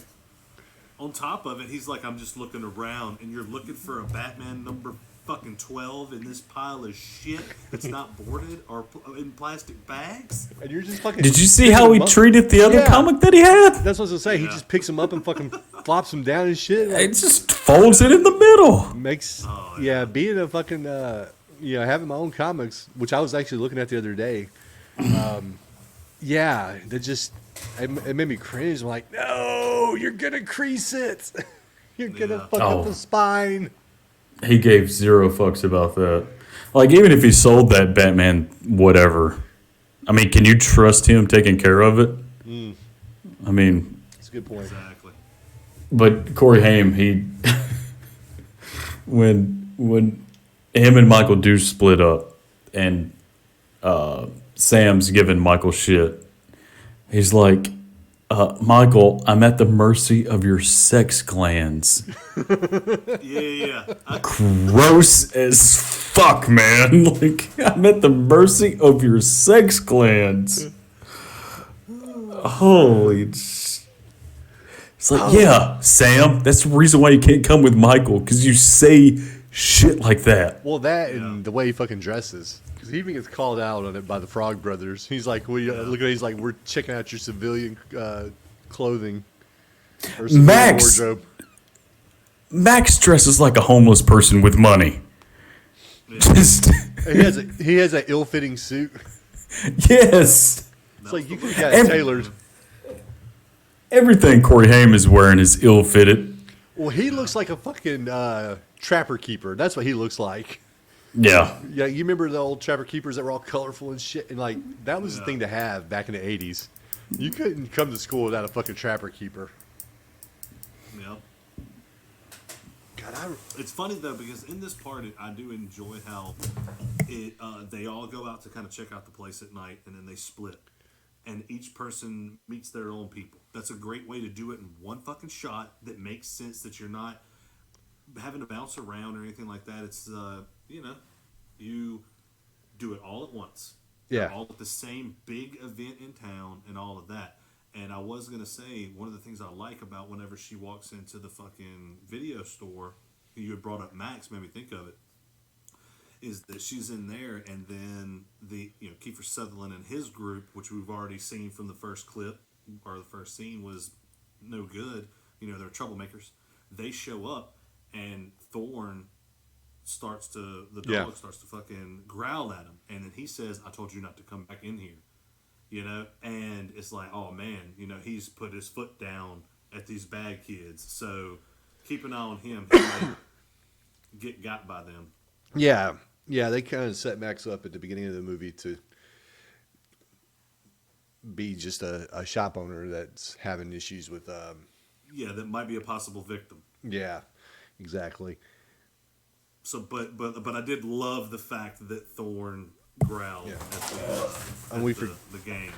We forgot too, before he leaves after he gets through destroying all the comics in his fucking comic shop, the Frog Brothers, being genuine nice guys and just looking out for the safety of people in their town, gives them a free comic. Yeah, Vampires everywhere. And he's like, I don't like horror comics. And he's like, you're fucking complaining about something you were given for free after you come in here and creased up these comics. Fuck you, man. Take this comic. But he's like, I don't like horror comics. They're like, think of it more as a survival guide. Yep. Because like it's funny because, well, I was gonna say the Frog Brothers know about the vampires, or they think they know about the vampires. You'll find out later on that Grandpa knew about the vampires. Like Josh said, he thinks that Grandpa could have been a vampire hunter. So apparently, vampires are a known quantity in Santa Carla. Yeah, exactly. Like everyone knows that vampires are a thing, And it is funny because like just that little bit of back and forth about comics, and it's like, okay, this kid might be kind of cool. Like you said, they did him the favor of giving him a warning of vampires. So, like you said, it's pretty fucking common knowledge that there's vampires everywhere, and apparently it's not even that much of a secret because the first fucking chance they get to fucking make another vampire or do whatever they're gonna do, they take immediately. Yeah. Like, they take that chance so fast. Josh is in deep thought. No, I was. There's like this sexual tension between David and Michael, or at least from David's end to Michael. Like, he takes a liking to him pretty quickly, But it is funny, like talking about like that a little differently though than just more of like a sexual thing, because the way that I look at it was because obviously he starts chasing after Star, and then they're gonna go get something to eat, whatever, and the rest of them show up, and it's like, hold on, that's my bitch, you coming with me? So I'm fucked up on that, but he sees her go with them the first time, right? And he can see that he's looking at her and that she was looking at him. He knows what's happening. Because if you remember, he was supposed to be Star's first kill or whatever. First kill to make her whole. And so I think that it might have been a situation like that where it was a little bit of a dance at first for that, but then with them being strong and being like, fuck you, I don't give a fuck, then now he could possibly be an ally, So like you said, he did take a liking to him. Yeah, because he didn't put up with the bullshit, which I don't know. If he was supposed to be Star's first kill that night, then why? And it's a little tiny problem with the script. Then why did David give him the blood to begin with? Well, I can That's answer what I was that. saying. He took a liking to him, then was like, I want to pull him into the fold. Well, I think, and I mean, this movie came out in 1987, so it's not like we're gonna avoid spoilers. I know we try to like talk about the movie in sequence, but if you've seen the movie, you know who the head vampire is, and he gives his monologue where he says, "Yeah, I knew if I could get David and not David, I mean Michael and Sam into the family, I could convince you to come along." And so I think when they originally intended for Michael to be Star's first kill, that was before Max had come up with his plan of bringing Lucy into the family along with her two sons. And so it kind of got changed. Yeah, and maybe it makes more sense in the original script when they were 9 or something, you know. Yeah. Yeah, because they purposely leave Max's character sort of in the dark in this, you know. Yeah, and one thing we talked about while you were taking a piss, just to fill you in, was that Daniel had brought up the point that they kind of set Max up as a potential victim at the beginning because he kicks him out of the video store. He's like, "I told you not to come back here anymore." Yeah, and I was bringing up how I liked that Thorn growled at the gang. You know what I mean? Which I don't know. Like, there's a couple of these Max scenes that they throw in that don't make a whole lot of sense story wise, because Thorn shouldn't be growling at him, right? I don't agree. That's what I was saying. I like that he was growling at him because that dog is going to be way more loyal. Like Hellhound is going to be way more loyal to him than these fucking little asshole teenager immortals, right? So he's like, I told you not to come back in here. So that's why the dog is growling, because he's fucking pissed because he told him not to come back in. Or whatever. They're disobeying an order. That's why the dog, growls at him. That's how I looked at it, and I was like, I really like that. I really like that aspect. But then you have that scene of Max when he gets home, and the gangs. That don't make any fucking sense. Yeah. That is to throw you off. Yeah, that is to throw you off the scent, because then immediately the motherfucker's not dead. So it is like, well, hold on now. If you remember, you're like, yeah, hold on now. What the fuck? Didn't they come to his house like they were going to kill him? Did you notice what flew at his feet? It was a. I mean, it's a subtle kite, nod. right? It's a kite of a bat. Yeah. Yeah. Yep. The couple that gets killed. This is after Star, I think, goes off with David and the gang. The couple gets killed, though. Are they the people that stole the comic from the comic book store? They are. Yeah. Yeah, that's and what I then thought. Also, the people they got into it with at the very beginning of the Well, movie. they got what they deserved. Stealing Yeah. comics. Sons of bitches. I don't know why they would put out Hold on, just what the fuck was the name of comics that comic? on the Howard sidewalk. Duck. And Howard the Duck. That was the comic That's the she had. comic that she was reading? Yeah, Howard the Duck. Oh, I thought that she had some other comic in her hand. No, I'm Maybe pretty she sure it was Howard the looking Duck. at, whenever she got killed? Yeah. Whenever he was trying to make out with her Yeah. and stuff? Okay, I guess I wasn't She was looking at the laughing, cover. I too. thought that it was something else. Yeah. And she had a copy of Vampires Everywhere, and she was just dying. Well, I knew it Hysterics. wasn't that. They But keep no, that I'm comic pretty under sure it the- was under Howard the Duck. Counter. the Frog Brothers only give that out to people they deem worthy.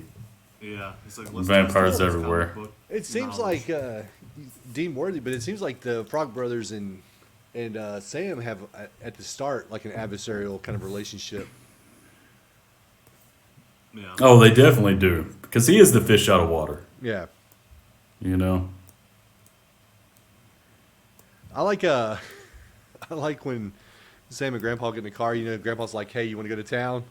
He's like, "Yeah," and they get in his nice ass car, Yeah. and he's like, "You gotta let it warm up." He cranks it up. He's like, "Yeah, let the baby warm up." Warms it up, and he's like, "All right, that's it." And he's like, "I thought we were going to town." He's like, "That's as close to town as I like to get." And that's what builds even more on Grandpa, is the fact that he's a funny character. He just adds to the just family dynamic, and he's just doing his own thing. Just letting them do whatever, and he's just doing his own thing, and I like that character a lot, and they just build more and more on it. How does he? And- Oh, I'm sorry. No, I was just saying, in the end, it pays off, because then you get even more awesome shit from him, How does if he doesn't go to town? How does he get his double stuffed Oreos? Yeah, no, and how does he go talk to the widow Johnson? Well, she made I that took little it as town. he just didn't take that car into town. That's how I took it. Could be that. Maybe. And the widow Johnson may be going away from town. Yeah, it doesn't say she could be in a rural area also. And she does all the shopping because he's scared of town so bad. So Yeah. he'll go trade stuffed animals. I'm just Right. going to correct you. Grandpa ain't scared of shit. Yeah, I know, right? Yeah, well, and I just thought of this. If Grandpa knew about the vampires in Santa Carla, why didn't he fucking tell his family? I know, like, yeah, that's there. You were talking about holes in the story. That's definite, because she meets up, like, his daughter met somebody in town. She got a job immediately, and now she's talking about, going on a date with him, like, within first few fucking days. And, yeah, that's fine and dandy, but then whenever she brings him over to your fucking house, you're eyeballing him like he's might be a threat, because when he's closing that door, he's No, he knows. Trust That's what I'm talking about. At that when Max gets invited in by Michael, there's a shot of Grandpa looking at him, and he closes the door. Grandpa knows at that moment he's a vampire. Now, Yeah. why doesn't Grandpa tell him? Because that would defeat the purpose of the Lost Boys story, obviously. True that. And the movie ends with one of the greatest fucking end lines. But yeah, Yeah. should Grandpa tell his maybe only daughter that you might be moving to Vampire Capital? He should. I'm glad he don't, because it works even better that he doesn't. Because later on, because we have a movie, otherwise we wouldn't. later on, and again, like after he Covered meets Paddington, Max, too. we should do a watch along with Paddington too, so y'all can see how adorable it is. It is funny though, because I have to bring it up because we're kind of talking about it. After Grandpa meets Max, and Grandpa knows he's a vampire, he closes the door. He does not come out for family dinner. What's he building?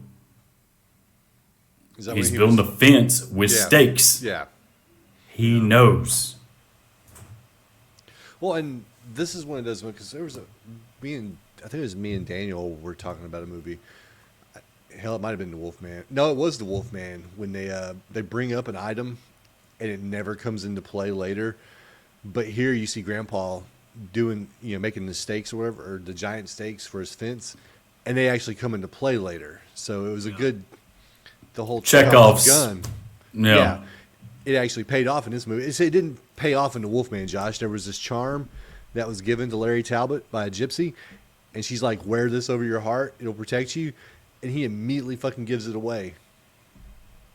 I kind of like that though. Yeah. That he gave it Because away? you remember it. Because you remember that he didn't have it, and Larry Talbot does, right? He does, but like, So it does come into play. well, no, it doesn't, because he gives it to the girl and says, this will protect you. And then he She tries to tucks it kill in, her. You don't ever see it again. Yeah. Literally, she's clutching this thing that could have protected them while she's like, Larry, why? The end. Roll credits. It's like the That comes back into play. What are you talking about? Well, I mean, I'm not saying that she. I haven't seen the movie, I'm but just that saying, like, sounds she legit. probably was should in watch it. this type of fucking stance, But anyway, Yeah, I need to watch that movie now. Yeah. Out of the three that we had covered, that was my favorite. yeah. But we get the Frog Brothers, Phil and Sam in on vampires. We get fucking Michael, chasing after Star again, and they're about to go away on together, and Michael's like, Star. I like the way he says it. Star, where are you going? And then she ends up getting on the bike with David, and he's like, you know where this place is? And I guess because, Michael's been there all of 2 days, he exactly knows where it's at. I have to I wish that assume. he would have gave him that answer. Like, I just moved here yesterday. Yeah. And he's like, I can't beat your bike. And he's like, you don't have to beat me. You just have to try and keep up. It's so good. It's so. And I have to assume Michael has to bullshit. Like, of course I know that. Because he's trying to impress Star. Of course he doesn't. Like, this bluff. Who the fuck knows about bluffs? Yep. Ever. Oh, yeah. I don't even know what a bluff is. I think you can die. Yeah, and it's funny as hell, man, because like it's even more disrespectful because he just bought this brand new fucking leather jacket. Now he's got him sliding in the fucking rocks all on it. Yeah, no, it's like he's had it for an hour and it's already fucked. Oh, and he was so proud of it too because you could see him like when he was fucking touching his jacket right after he got it, and he's like, "Oh, look at this! He's like, oh, That's a good looking this feels jacket. right. I'm This feels sexy right. now."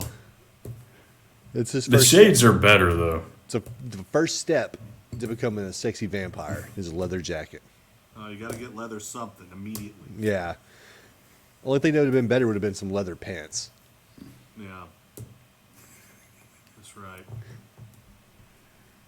So we get we get the bike chase, and they Michael complaining throughout the entire movie afterwards of his nuts chafing due to the leather pants. Yeah, Like he confronts David and he's just pulling at his fucking balls. He's like, I wonder Just if being a you, vampire just cures you. nut chafing. No, it has to, right? yeah, because the wound on his hand healed. Exactly, it heals. So you can wear leather pants as a vampire. Yeah. No chafing. They get to the bluff though, and Michael almost goes over the edge. He ends up sliding, like Daniel said, scuffing up his jacket, and he's mad because his jacket potentially got damaged. So he jumps up and punches David in the face and tells him, "Just you, just you." which And I Dave- like that too. Yeah, David's natural response to getting punched in the face is like, "Hey, let's go back to our place and have some food together." Yeah, no, He's- right? It is funny because he is like, yeah, I like this guy, especially after he fucking hit me after fucking damn near killing him. So, like I said, that is where it does seem like, he takes a liking to him. Like, one wants to bring him into the fold, Hey, what did before we get to the underground hotel, we get a little scene with Grandpa, and he gives Sam. What did he give Sam? What was that fucking animal? It's a stuffed squirrel, wasn't it? See, that's what I thought at first, but that squirrel's fucking huge. Yeah, the squirrel is I big. don't think it was a beaver. Because a beaver would have had a flat tail, right? Yeah, I don't think it was a beaver. I don't think it was a raccoon either. No, it wasn't a raccoon. It may have been just a big old fat squirrel. That thing was fucking huge. Yeah. Grandpa, the amateur taxidermist. Yep. And we found out why Sam is not a horror comic kind of guy. Because this motherfucker don't like the door being open. Motherfucker still take bubble bath. Yeah. This motherfucker is scared of that stuffed animal. He's like, no, you're not staying right there. And he's like all skittish about getting him. I did. He has a- feel- Go ahead. I was gonna say, as opposed to a Rob Lowe. Rob Lowe. Oh, dude, yeah. And I was not 100%, but I did write that in my notes. I do feel like Sam or Corey Haim plays Sam's character younger, I think, than what he was. What he is in the movie, I think he plays him younger than that in some of the scenes, like you said with like the bubble bath and stuff. Yeah. I feel like just like what Josh was saying when like the original script they were supposed to be younger. I feel like that might have been like a holdover because Corey Haim has to be what, like 12, 13 in this movie? Yeah. He's probably going to be about 3 years younger than his brother, which is 18. So I would think fucking 14 years old, 14, 15 or something. But like you said, the way he acts, the way he portrays it, it does seem like it is more fucking 12 years old. Hell, And even it's not- younger maybe. It's not in every scene, but it's like in that Yeah. one where he's in the tub. Yeah. Exactly. And he's Well- singing and combing his hair in the tub. The thing about that scene that is odd is that earlier he had mentioned like there's no TV, so there's no MTV because this is Yeah. filmed in 1986. I mean that's what was what. But when he's in the tub taking a bath, okay, whatever. Listening to music, yeah, okay. You're listening to doo-wop. Yeah. Like, shouldn't you be listening to like current music? Yeah. Like you're listening to this 1953 fucking odd music. Like it should have been like Cyndi Lauper or I'm not even saying they could afford that, but like hair metal or something. Yeah. It's just Something weird. It Yeah. is funny. Yeah, it is funny though too because at the beginning they're giving their mom shit for the radio stations. Mm-hmm. You know, whenever they're like, change it, change it, change it. Don't keep it here. And Sam- there he is. He's listening to some. Sam shit. was just trying to act hard in front of his brother. He was trying to impress Yeah. Michael. Probably Deep so. down, he loves all that shit his mom listens to. You know? I wish I could remember She's the like, words to "Ooh, the song. I fucking would sing it. Robinson." What now? So I wish I could remember the words to the song he was singing in the tub. I'd sing it too No. on this podcast for you guys.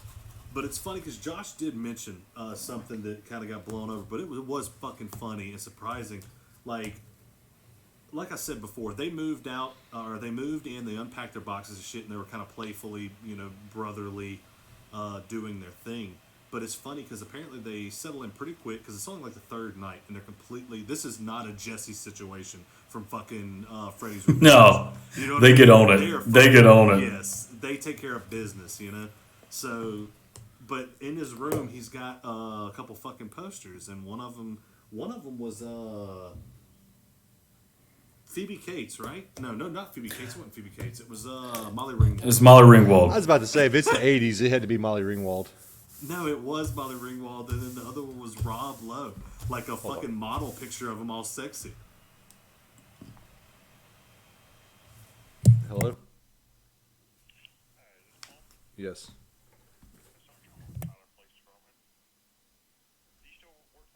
Yeah.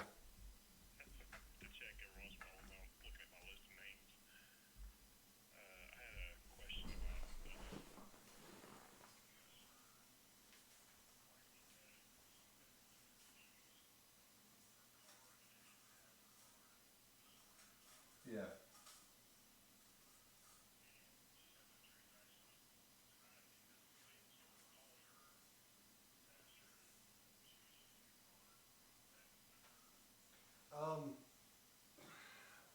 It could have been.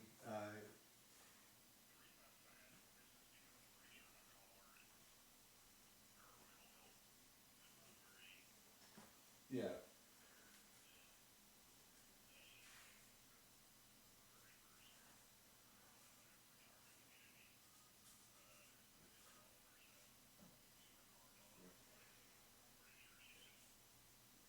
We wouldn't have been able to call her without like her phone number. Is I mean, like, if somebody came in and was using her card, we wouldn't pull up her information. We wouldn't be able to get her information in case she wanted to do it. That's how we pull up our window information. So in this case, Just the two of us. We can make it if we try. That's a fact. All right, so I'm gonna. Oh no, hold on. What did he pause? Everything, or is the clean feed still going? I think just the podcast recording. I think Twitch is still live. I don't think you can pause that. I don't know. Okay. Well, anyway, I don't know either. So, Do y'all ever go to the movies? very rarely anymore. Or was it mainly just comic books, movies that you had to go to? I mean, for a while, yeah, but even now, whenever something comes out, Hayden's going with his friends and they're bringing Lucas. Are they still watching comic book movies? They don't as much as we did whenever it was us. You know what I'm saying? Because even if it was one they really didn't really give a shit about, it's still the movies. And it's still like popcorn and snacks and shit. Chilling. I get it, but you didn't. I think I was saying that because like I never go to movies here, and I was thinking today like I really wish I would have went to see Oppenheimer in the theater. It's like fuck. Did you see it already outside? I haven't seen it. I haven't seen it. Period. Have you seen it? No. What's the most current movie you've seen?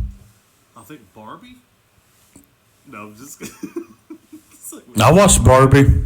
Well, of course you have a daughter, But it's funny because like go see Barbie over Oppenheimer. That was the joke there. Not that I give a shit about Oh, I didn't even catch that. Yeah, Remember yeah. how everybody was talking about watching them together or some shit? And No. you start them at the same time, the lips sync up with the dialogue or something. It's crazy. Have you seen Barbie? No, I haven't seen it. I watched. It was on HBO Max. You know, it got nominated for Best Picture. For an Oscar? Yes, What got nominated? Oh, wow. Barbie. Barbie. Oh, Now we see what the old people were talking about how none of that shit matters and the Sorry. Oscars are bullshit. that was Yep. the police calling. Was it really? Yeah, some shit. Oh, some shit at Best Buy. Yeah. What? Way to put it out there that work at Best Buy, Daniel. That was a secret. We were fucking paused. We're paused on the recording. We're still live on Twitch. Oh, well, I mean, how many people No, are I'm just watching? kidding. I'm just kidding. Well, don't say that. Text me that number. Yeah. Because I know it's thousands. So I don't remember. I know like where we're at on my notes, but I don't remember who was talking because that call was just kind of sudden. So I was probably talking about some nonsense. But, No, yeah, Rob Lowe. It was Rob Yeah. Lowe. All sexy like. all right, here we come. We're back. But yeah, it's a I'll- picture of Rob Lowe all modeled out like shirt, like probably soaking wet. White t-shirt pulled up showing abs. yeah. Rob Lowe, like I mean- 16. Looking like 1986 Rob Lowe. I will say this, Daniel. I love you. You are one of my oldest friends. I did put in my notes, like, you try to set up a joke, because I'm an amateur. And I'm like, yeah, Daniel, you remember that poster you had of a shirtless Gavin Rossdale? Yeah, Hey, that's the best sophomore album of all time. that's it. And it was a callback. But then, like, you could make fun of me, like, Razor Yeah, blade I- suitcase. my picture of Tom Brady and Brad Pitt kissing Yeah, that I drew myself. that you based off of a puppet you made. Yeah. A pocket pussy.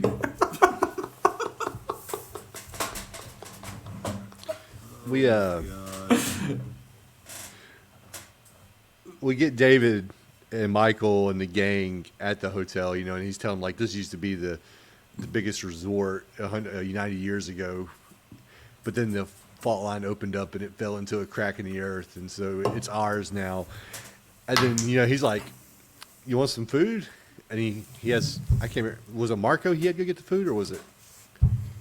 I don't know. Marco's the only name I know. I That's know, Alex that's what- Winters. yeah. I don't know the other two. Yeah. That's why I said, did he send Marco? Because that's the only one I can remember too. You killed Marco. Yeah, right. He brings the food and they get Chinese food, and he's like, "You want some rice?" And he's like, "No." And this is after, and I forgot this. God damn it! Sometimes I just get ahead of myself, guys. I'm sorry.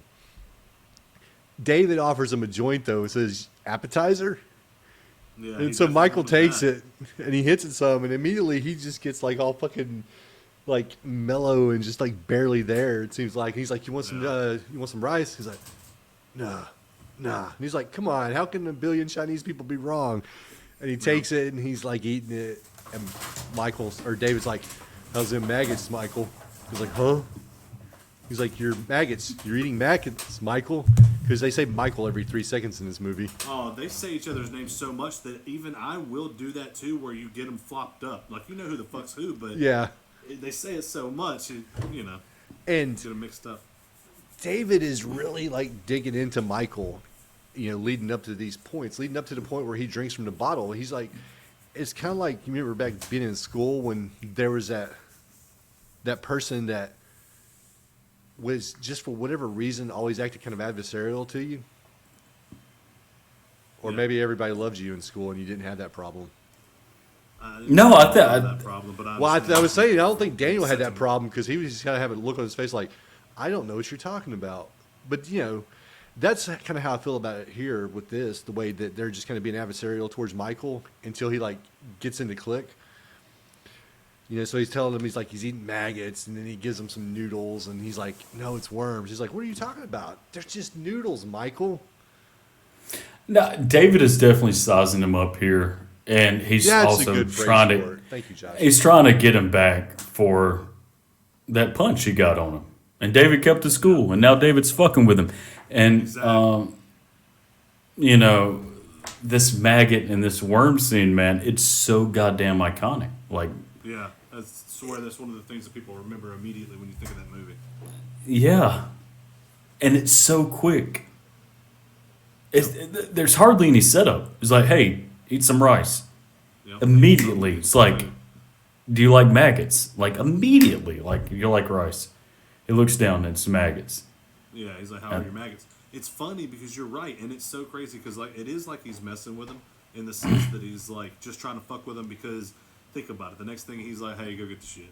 Like I just wanted to fuck with him a little bit before we turned him because you're not gonna fuck with his mind like that once he's turned. But Yeah. it's funny because it'd been hilarious if when he did hold him that hand him that joint and he started hitting it, he was like, "This is good." He was like, "That's Bermuda grass you're smoking." Bermuda grass. Bermuda grass, and he's like, "What? Oh, you're messing with me," instead of being actual weed. I'm like, That's crabgrass. You're smoking stickers. I like the way Daniel just acted it out and the looks he did. He's like, oh, what? It's like what? Innocence. But anyway, it is funny because he does do the shit with him, and like Josh said, it is so iconic because it's just and it's so great because like you said before, and that's something I didn't think about before is that I don't think about that comment at the towards the end when he's like, I knew that I needed to get you into the family or get them into the family so I could get you into the family or whatever. So that now he has this command to do so. So he wants to fuck with him a little bit before, he does it. Yeah. But real quick before we move on from the rice, worst fucking Chinese food rice I've ever seen.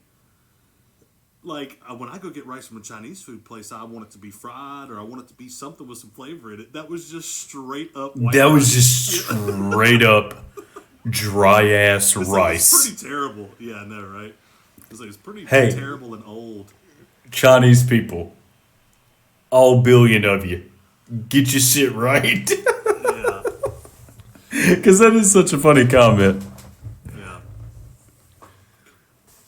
We go through the whole food scene, and we get to the point where David whispers. I'm just going to say he whispered to Marco. I know it wasn't Marco, but that's the only, like we said, that's the only name we know. So he whispers to one of the other Lost Boys. He's like, and he comes back with a bottle, and David takes a drink, and he looks really satisfied with it, like it was the best drink he's ever taken in his life. And he offers it to Michael, and at this point, Michael, he's lured him in with the whole fake out on the rice and the noodles, to where when Star's like, you don't have to do this, it's blood. He's like, yeah, right. Y'all aren't fucking with me anymore, and he drinks it. So I mean, there was a And then purpose he's to like- everything he done. Yeah. That is the best blood he's ever drank in his life too. Because Yeah, everybody looks real satisfied when they drink it. He looked real satisfied. Really And refreshing. this isn't Electrolyte. the Lost Boys' fault. Honestly, like True Blood probably did it better than anybody. But anytime somebody's drinking wine that's blood, it's always like, oh well, that's obviously a liquid. Yeah, it looked like red water. It wasn't thick enough. No, it was not thick enough at all. Like True Blood kind of got there. True Blood did get there. I'm not saying. But yeah, so that's it. So Michael's a convert. And then they go to the train tracks. Yes. And Iconic scene. Another iconic scene. Yeah. to the point now, like when you look in your iTunes library, that's actually the cover of the movie. Currently. That is it is. And it's a 4-minute scene. It really It's 4 is. minutes. Yeah, it's they really build on it, and I do like it a lot. Like I love the fact that they get down. Now it is funny how they just jump down, and he doesn't think that's suspicious. It would have been nice if they kind of would have just kind of hopped down, or whatever. And it's like, what are you guys doing? But that wouldn't have made sense for it to be like they just jumped to their deaths, and then it's like bam, and he gets down there, and train starts going, so he thinks that they're actually falling. Yeah. I have You to. said awesome, especially because he's like, let go.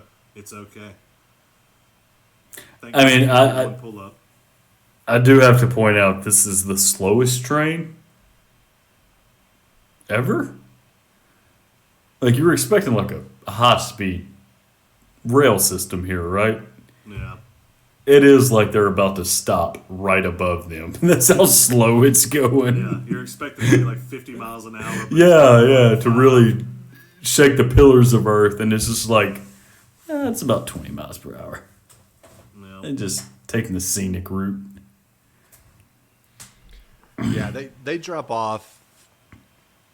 We end up going back to the house with Grandpa and Sam. And Grandpa, wait a minute. Oh God, I didn't make a note. When does I know Grandpa's going to see the widow Johnson, and he's like, I'm going to take her this item, and he's like, I'm going to take her something. And he's like, what'd you stuff for? You know, Mr. Johnson. Yeah. And Grandpa's like, well, I'll see y'all later. Now, Grandpa's amazing because in this scene that you're talking about, he comes up to Sam and he's like, I've got no aftershave. And then Sam, trying to fuck with his grandpa, he's like, well, Grandpa, how about you use some Windex? And Grandpa's like, fuck it, I'll use some Windex as aftershave. No shit. Better than nothing. Better than nothing. Fucking hey, Grandpa. Fucking. Yeah, and And it then works for him. That Windex works for him, too. That's when you know you lay in pipe. Fucking, I'll wear Windex and she ain't gonna say no. while they're, Sam goes to take a bath, and Michael, God, I almost said David again. Shit, dude. Michael comes up to the bathroom, and Nanook attacks him and bites his hand. Yeah. And Sam, not worried about his fucking brother at all, he's like, what'd you do to Nanook? He's like, he bit me. He's like, what'd you do? Yeah. He's like, he was What'd trying to do? I protect didn't do you. anything. Yeah. And then trying to protect he he sees like the reflection in the mirror, and he's like, look at your reflection. And he puts his hand behind Michael, and he can see through it. And then I like this line. I thought this was another, like classic line in the movie. And he's like, my own goddamn brother's a shit sucking vampire. Wait until Mom finds out. The greatest line in the movie. Greatest line in the movie. It's hilarious how once that fucking reflection thing happens, though, Nanook is like, fuck this, I'm out. Because Nanook is running with him. Sam and Nanook are both fucking gone, whatever his ass. They start running from him after that. Nanook is it's an Inuit word for master of bears, and the Inuits would worship this god Nanook, who was a polar bear, who sort of graced upon hunters if you were allowed to kill, or if the bear killed you. But can I say this? Oh, before you say this, I need you to say that. Where'd you get that information from? I looked it up because Nanook is a unusual name, and I'm Okay. like, what does that mean? I was just like, Josh just coming through with some fucking Discovery Channel shit all of a sudden. Yeah, I had to look it up because it's you could tell it's like this sort of native name. Mm-hmm. But can I say that what an asshole this entire family is for having this breed of dog, Nanook, in Phoenix, Arizona. Oh, Yeah. Like, what kind of you fucking asshole? Fucking monsters. Monsters! Like, can you let your dog out? No, we cannot. He will literally die. We feel bad enough about having fucking Hazel, a German Shepherd, down here. Fucking, I know, like, right? in summer, it's brutal. It's brutal, and you have We keep Nanook. her inside, though. She has Yes. a nice, comfy bed in an air-conditioned home. Oh, she's living the high life. Oh, But she is. she's not a goddamn No. half wolf breed in Phoenix, Arizona. Yeah. Jesus. Poor Nanook. I mean, she's. Yeah. Ugh. There's some things you tell your kid no to. Yes. But no, we can't get a fucking Siberian Husky. We're in fucking Phoenix, Arizona. You know? I have fucking failed you as a parent. Well, I'd rather be dead in Orange County than alive in Phoenix. Okay, moving on. Little, I get your Arrested Development reference. thank you. No, but yeah, my own brother, a goddamn shit-sucking vampire. wait till mom finds out. Yeah. Best line in the movie: a shit-sucking vampire. Is this when she's out with Max? Yeah. I don't know why I didn't write Yeah. that down for some reason. Yeah, so yeah, because she asked Michael to stay home and sit with Sam, and Sam's like, "I don't need a babysitter," and she's like, "Come on, you sleep all day. I'm at work. You know, Sam's always alone." He's like, "Okay, mom." But And then, at first he was a dick. He was like, he can take care of himself. yeah, I'm fucking sleeping, Mom. It's 2. What the fuck is wrong with you? fucking Michael starts floating outside though. Yeah. And He tried to calm it down. He just laid in bed and closed his eyes. yeah, and he ends up on the ceiling, Yeah. and then somehow What? ends up fucking outside. Yeah, oh yeah. Hanging on for dear life. I'd be panicking then too. Hey, what- he I was couldn't hanging on to the control it, phone. just floating up. Yeah. Cause Sam calls his mom, and he's like, "Mom, he's trying to kill me," and then he's on the other line, like, "No, Mom, don't listen to him." Yeah. While he's fucking floating outside, And she's tripping out because she heard Michael fucking screaming. That's what started her getting panicky in the first place. Like, what the fuck is that? And like, I don't know if we're at the scene now, because I don't think I wrote this down, but it is so funny how like he calls the Frog Brothers. He's like, "Hey, I think my brother might yeah, be he a calls him vampire." here. You're right. Yeah. And the Frog Brothers are like, "Okay, does he sleep all day?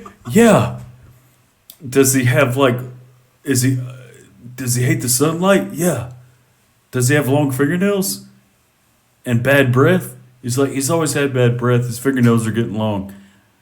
I love like the subtlety of the screenplay, because it's like you just described every teenager.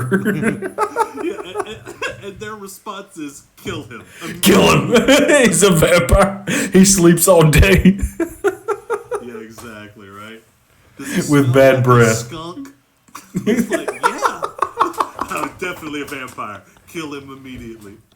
Does he smell like a skunk? When Nice. when Michael tries to get some milk, did y'all pay attention to the milk carton? Carnation. Yeah. Well, Or are you yeah, talking but about it's- the kid? Yeah. Oh yeah, it's Letty. It's Yeah, Letty. but did you yes. see his birth date? No. 1976. So that kid, It's about right around the age as the original screenplay. yeah. They left Letty in that character because Star is his protector. Because what the fuck is Star? Sexy. Outside of he being his protector. But why is she his protector? What the fucking point is Star? I don't know if, like, because she said that was her brother, right? No. Did not ever say that? Is that No, something she I'm never imagining? said that. She was Okay, just like, apparently I assumed all the time that yeah, he was a little brother or something, but maybe they got him for her because they wanted her in the fold eventually. So they got her. which is so weird because let's just say she's 18 as well. What does an 18-year-old want? To raise a 10-year-old. That's what all 18-year-olds want. We assume that they're Is like to 18. become the mother. Huh? We assume that they're 18, but Michael's. I keep having to fucking remember Michael because now that you said it, Josh, it just happens all the time in my head where I want to say David instead of Michael or Michael instead of David. But Michael and his mom are having a conversation at one point, and she's like, "Things are going to change when school starts back." Yeah. So he's got to be like 16 or 17. Well, he may be 17, working on. It might be like the summer before senior year or something, but because it does seem like he is fucking grown, you know. No, this dude looks 25. Yeah. I mean, even as handsome as he is, like him and Kiefer, they look like they've been paying taxes for 6 years, Yeah. you know? Like, whenever you said that earlier, I was thinking, like, early to mid-20s is what I figured those actors Yeah. were. Because they used to do that shit all the time, too. And they're just fucking smoking at 18. Mm-hmm. It's fucking beautiful, Well, man. that's when you had like the cigarette machines everywhere, and you could just buy them. Yeah. Just fucking pull that little knob and bam. That's it. So now we're on to. Well, we get Michael and Star hooking up, and then the next morning, you get Grandpa, and he's like, "Looks like I'm not the only person that got lucky last night." And apparently, Yeah, Grandpa, like I said, the Windex worked. yeah, Grandpa is okay with premarital sex, teenage sex. He's not worried about like teenage pregnancies. He's just like, "Fuck it," you know. Michael, you want to have sex? Go out there and do your thing, buddy.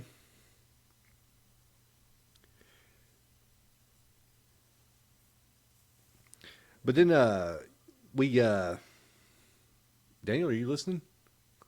Yeah, I'm here. Okay. My bad. I didn't notice Josh had walked away. I would have been way more involved. Talking, not leaving me hanging. My bad. Daniel's notes time. Okay, Daniel's All right. notes time. All right, sweet. Yeah. All right. Michael goes back to the cave for answers. The boys are gone harassing the video store guy. His search for answers comes to a screeching halt, and he bangs Star. Because it does. He's like, "Oh, what the fuck?" And then he's like, "Oh, wait, what's up, girl?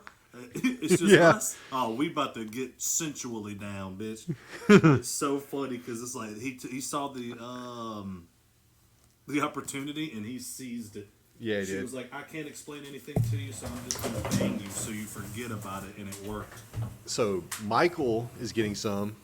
Grandpa's getting some. The mom is trying to get some, but she keeps getting Lucy's blocked. trying to get hers. Yeah, she's trying to, but she keeps getting screwed over by her children. So she Yeah. goes to take a bottle of wine to Max, and she's got Sam with her. You know, and he's like, "Why are we doing this?" Oh, no, never mind. I'm getting ahead of myself. And she goes, she's like, "You should be taking this bottle of wine to him after that stunt you pulled last night." And this is where you get the first hint that maybe Max is like the head vampire, because she goes up to his house and Thorne attacks. Yeah. And she runs back and she jumps over that fence, and Thorne gets a piece of her dress and rips it. But then Thorne starts trying to come through the fucking gate, and he's smashing his shit. It turned into Cujo really quick. It did. It did. And go ahead, Danny. Oh, I was only going to say the acting by her was really good in the moment, too, because, like, once she got over, she was like, "Oof," and then the dog starts chewing through the fence, and she straight fucking shoves Corey Haim off of her. Like, she shoves Sam off of her. Is like, "Go, like, get the fuck out of here." Like, A, get going to get to safety, and B, get the fuck out of my way so I can get to safety, too. You know, so it's just funny because, like, it was believable, you know? She was trying to get the fuck out of there. And I love how, you know, I mean, this shit doesn't happen in real life, but I love when a good movie can incorporate this, because he is looking at the comic book and he's looking at Hounds of Hell Yeah. right before she gets chased. And I'm like, I love that. Like, it's, Yeah. you know, it's like Basic Instinct, that scene where Michael Douglas finds out that his partner's about to die, and, you know, what are the chances? 0 to none. But with a good movie, it makes it just, I've never actually watched Basic Instinct. oh, it's good, man. I've only watched scenes. Oh, yeah. I mean, I've seen 2 scenes a lot. I've seen the entire movie maybe twice. He's like, and the first time I watched the full time, it's like, I'd be like, "Man, I gotta tell people I've seen this movie. Yeah. I can't let them know that I've only seen fucking 35 seconds of it." I need, like, my cred as a movie lover, Yeah. not as a I want to jack off lover. Yeah. It's like, Josh is saying he really got that pause perfect. Fucking. Man. I bet you were excited when fucking like Blu-ray came out and everything. You're like, I can finally watch this shit in high def. High definition. I know we all, at one time, to varying degrees, collected Blu-rays. Yeah. Do y'all remember the Basic Instinct not Blu-rays, DVD? Do you remember Wait a the minute. Basic Instinct? Did it come with an ice pick? Ice pick, yes. And it came in like a clear case, like that looked like ice. And you had the DVD and it had the ice pick. I can safely say to both of y'all, and I mean this 100%, no cum ever got on the DVD case No, or the pick's ice pick. Well, I was going to say the ice pick was a different story. No, that was safe too. I wasn't doing anything with that. The TV, I don't know. Yeah, it was a disaster. I was putting Windex on as Aftershave? aftershave. Yep. My mom walks in the room. Why do you have so much Windex? We get after the Thorn scene, after him smashing through the gate, they decide to have dinner at their house. And Josh had alluded to it earlier when Max came over and Grandpa shuts the door because Grandpa knows. But you get, and Max does it very cleverly when he comes there because he's a vampire, so he can't enter unless invited. And he comes to the door and he meets up with Michael and he's like, "Oh, well, as man of the house, I'm not coming in until you invite me." And then he's like, "You're invited in." And Corey Haim, or Sam, shows up with the Frog Brothers, Edgar and Allan, obviously an Edgar Allan Poe reference, even though I don't think Edgar Allan Poe ever wrote about vampires. But I guess it's okay because it's not as on the nose as it had been if they were like named Brom and Stoker. Well, their names don't get repeated like Michael and David either. Yeah. Like, you just know them as the Frog Brothers, not Edgar and Allan, But these are my dinner guests, and she's like, "Well, we got plenty of food for everybody." Yeah. You got fucking Corey Feldman over there, trying to be subtle, making these little head motions, like, "Give him the garlic." Well, there's a scene that like, and it's a scene. It's a line that probably amounts to jack shit, but I thought it was pretty clever in the script because when Max first gets there, Michael's leaving. He can't hang for dinner. Michael invites him in.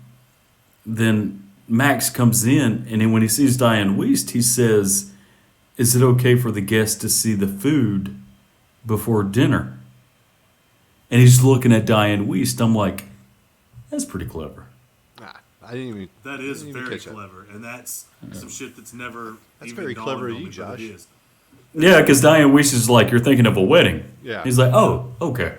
Yeah, but it's Yeah. funny because another thing that you were talking about, Bone. You're talking about how he's like, "Hey, the man of the house," to get invited in. He's not the fucking man of the house. He's a fucking child. No, He's the Grandpa. man of the house. Yeah, the master. But of the Max- will not give you fucking permission.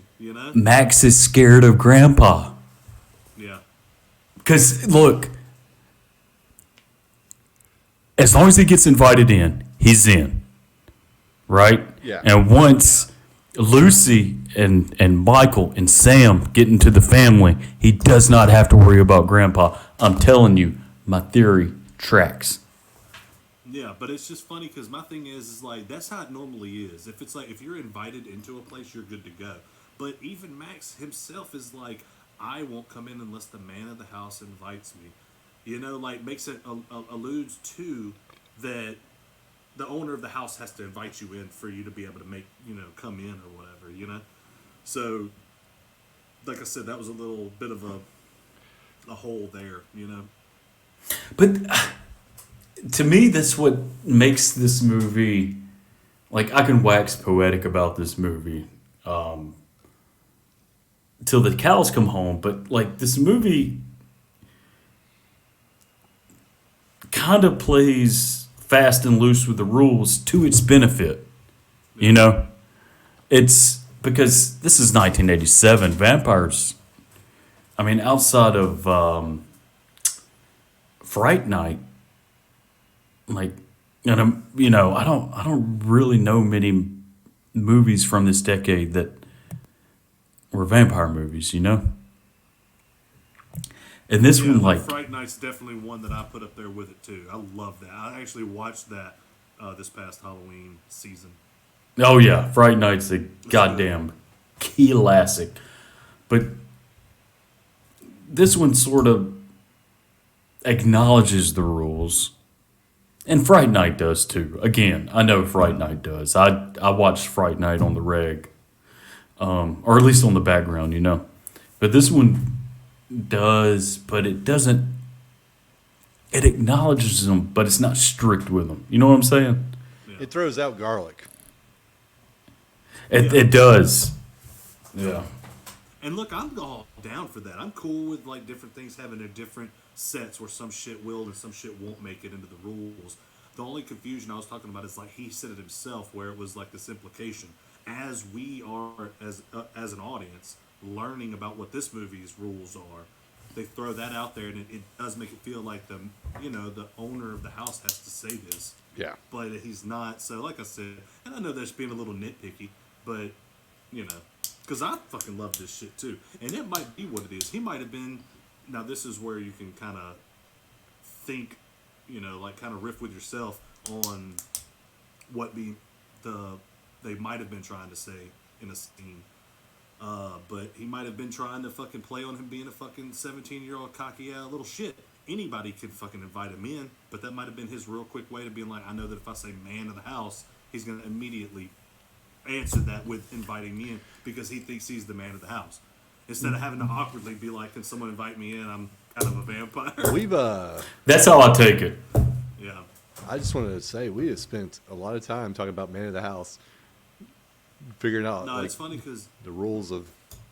No, I'm just fucking with you. How many tests did they do, Daniel? It was like 3 of them, right? was it? I think it was 3. Yeah. It was the garlic, it was the holy water, and it was the mirror, right? Because they pull out this weird ass fucking mirror. Yeah, with like an extension, like a Yeah. bathroom mirror type thing. It's funny because a lot of this generation probably won't even be able to fucking think of what that is. Like, because I haven't seen anything like that in a long time where it's a mirror that's on some type of contraption that you can push it into the corner of the room, but when you need it, you pull it down to you. The only time I've seen it's in Lost Boys. I'm not gonna lie. Well, I've seen something like that for like vanities, you know what I'm saying, where you have a mirror that you can adjust or you can, whatever. But I can honestly say, like, Honolulu's parents have something to that effect in their bathroom. And as someone who wears contacts, it's amazing. Amazing. Like, I wish we had one. But I digress. So they did the little test, and they're like, "Oh, we fucked up. He's not the head vampire." Because even the Frog Brothers are like, "We were wrong on this." And we cut to where Michael's at, and he's with David and all them, and they come up on these people dancing around a fire. And Walk This Way by Run DMC. yeah, Crazy. And David tells Michael, he reveals him. He's like, "You know what we are." He's like, "You're one of us. You'll never grow old. You'll never die. Blah blah. But you've got to feed." Yep. And they kill the party goers. And this has always been like my favorite death in a movie, is when Michael bites that dude on the top of the fucking head, and you see blood squirt out. I love that. Yeah, it's funny because I knew exactly what the fuck you were going to say, and apparently Josh did too. Yeah, because it's not the normal place that a vampire bites somebody. Usually it's the neck, right? And this one, he's just like, "No, I'm biting this fucking bald head." Yeah, I forget where I had it, but I had it somewhere where it was like epic head bite or some shit like that. But I did have it in my notes as well because it's fucking awesome, and that spray. Yeah, it's definitely a good kill.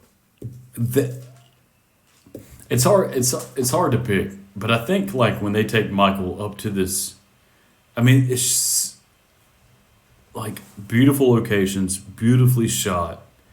It might be my favorite scene in the movie because it is like this tree that has these branches that are low. Yeah. At the same time, they're looking at this like it's on a beach. They're seeing this bonfire with these people, and just how Schumacher has staged this scene to where they're all like have their own little special place on the tree.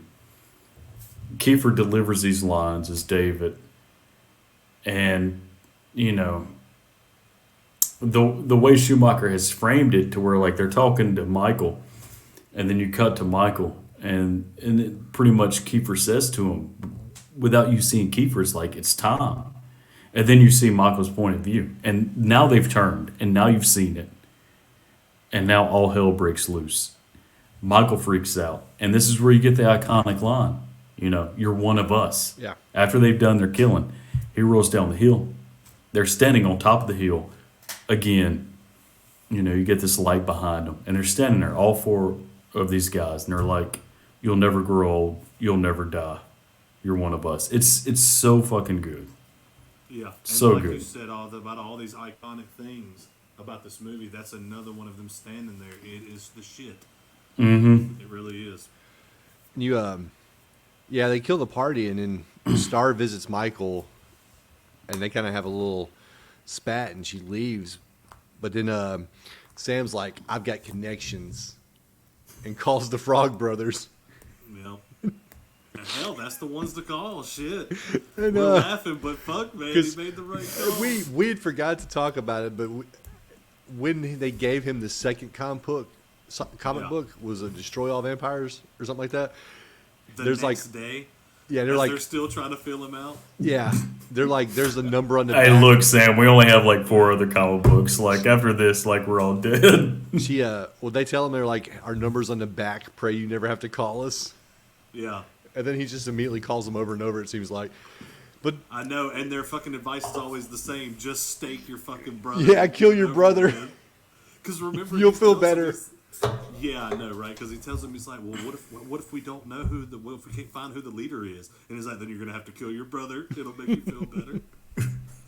Your brother who sleeps all day as an 18-year-old, he's got to die. yeah, just kill him. He'll feel better.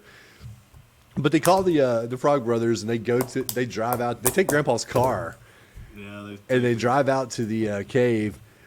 And Michael's like, these guys are like stone cold killers. And Sam's like, so are they, talking about the Frog Brothers. And you see them while they're checking each other's fucking backpacks and shit. fucking bag check. Yeah. It's so subtle. I don't know if it was by design or if it just the way this it happened accidentally or whatever. But when they first start checking their bags, they both turn around for the other one to check their bags. That's beautiful. And then they turn back around and they're like, oh, let me check you. Yeah. But yeah, they go into And it's only like 3 weapons. Yeah. It's like, you can check your own backpack, brother. right. But they go into the cave, and they're looking around and they're like, shouldn't there be coffins? And then Corey Feldman. And I like what Corey Feldman's character in this movie does. Like, he's not going to admit to being wrong about anything. If you tell him like, oh, hey, where's the coffins? He was just like, this is one big coffin. Yeah. And then there was another scene where, it's like, at the end when Max tells him like, oh, silly boy, you invited me in. And when you invite a vampire into your home, it loses all power. And you're like, well, did you know that? And Corey Feldman's like, yeah, of course. Kind of looking sideways. So when they're in here talking about this, and it's just something I caught, not huge or instrumental or anything like that. No, but it does make them seem.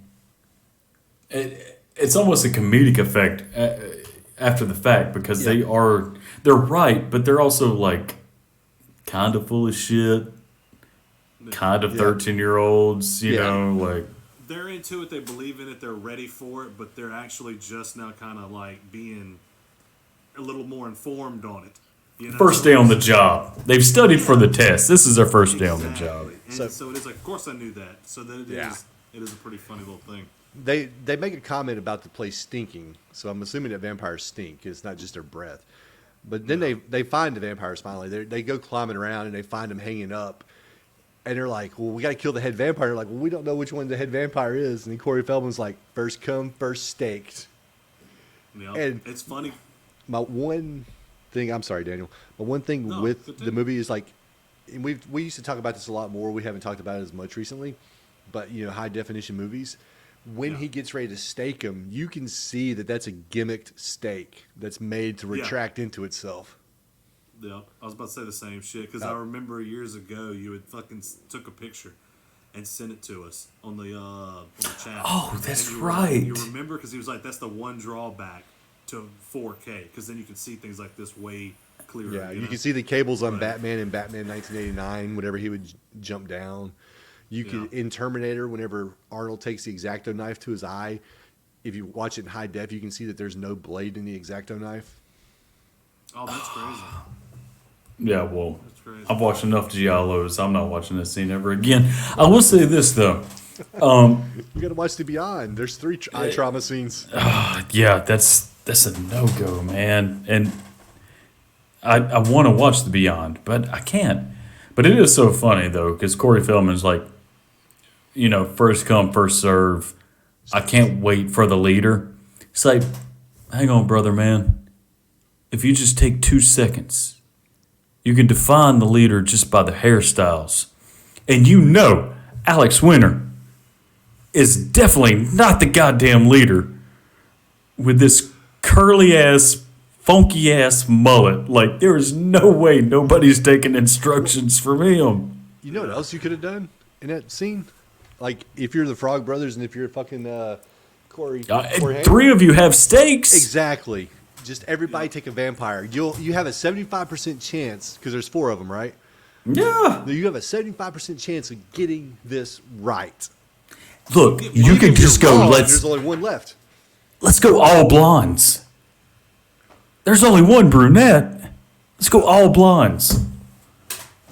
But now they're like, we're gonna take it down to a 25% chance. We're just gonna kill 1. We're going to kill Ted. That's Bill. Yeah. It was Bill. Is S. it Bill? Yeah, Bill S. Preston Esquire. Yeah. Well, fuck me. I didn't know that. Okay. I thought Keanu Reeves would be the lead in that. Keanu is Ted. Ted Theodore Logan. That makes sense. He looks more like a Ted than a Bill. I like Alex Winters, though. No shade. So, No shade. I like he's Alex apparently Winters. become like an accomplished director because he does Oh, yeah. documentaries, right? Yeah.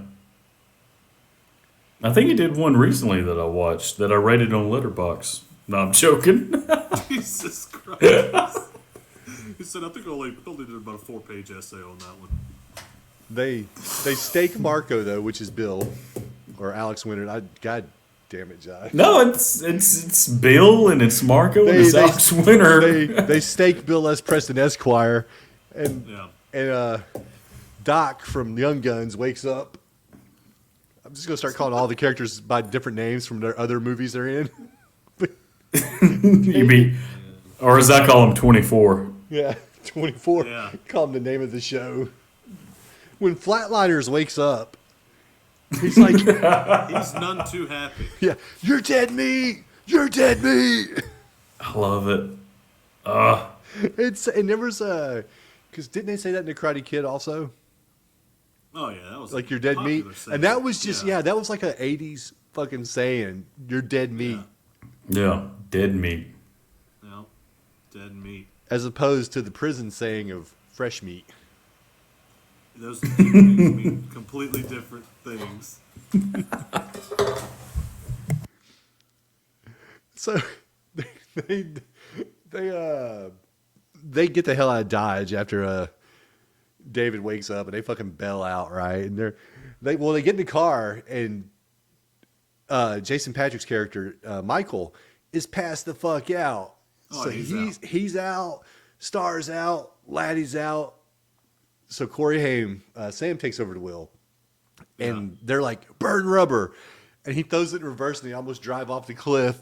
Yeah. And he's And- like, burn rubber, not warp speed. Yeah, he's like, "Burn rubber doesn't mean warp speed," but he's hollering at the Frog Brothers like they're the ones that threw the car in reverse and almost drove off the cliff when that was fucking him. Exactly. And they get out of there though, and they go home and they're like, "They're gonna come for us. We got to prepare." Oh, yeah. They got to get ready. So they go to the fucking church and they get holy water. They interrupt the service and they get holy water. They're smashing up garlic. You know, they got steaks and a bow and arrow and everything. And Yeah, they got all kind of shit ready. They're getting that place rigged up for sure. but they have to take Nanook outside because he's growling, you know, because there's vampires in his presence or half vampires in his presence. Yeah. And they tell him like, you know, if you vamp out of us in any way, we'll stake you, we'll kill you. when they're getting ready, because at this point we had the Frog Brothers and Sam together with Michael and Star and Laddie, and so he's like, just be forewarned, if we get any kind of sense that you're going to vamp out, we will kill you. Because they're stone cold vampire killers. Oh yeah, now it's official. Yeah, now these guys are hard. Yeah. And then so we were talking about them getting the house ready for the getting ready for the assault, the imminent retaliation. But while Josh was away, we did skip over another part that that I liked, man, and it's whenever he gets burnt on his hand. Whenever and he has the one tear. Yeah, and he has the tear. It's just funny because it keeps on making me think that they are baby vampires, that they are really young, because it's like this. They feel so much power with being vampires that he got burned up a little bit and he got. That he just, I don't know, that pain shed that tear. I liked it. I liked that touch. And it, like, I don't even know if I viewed it like they're baby vampires, and not saying you're wrong about that, because obviously they're baby vampires, but it just seems such like a creative mood to be like one tear from David, from the son.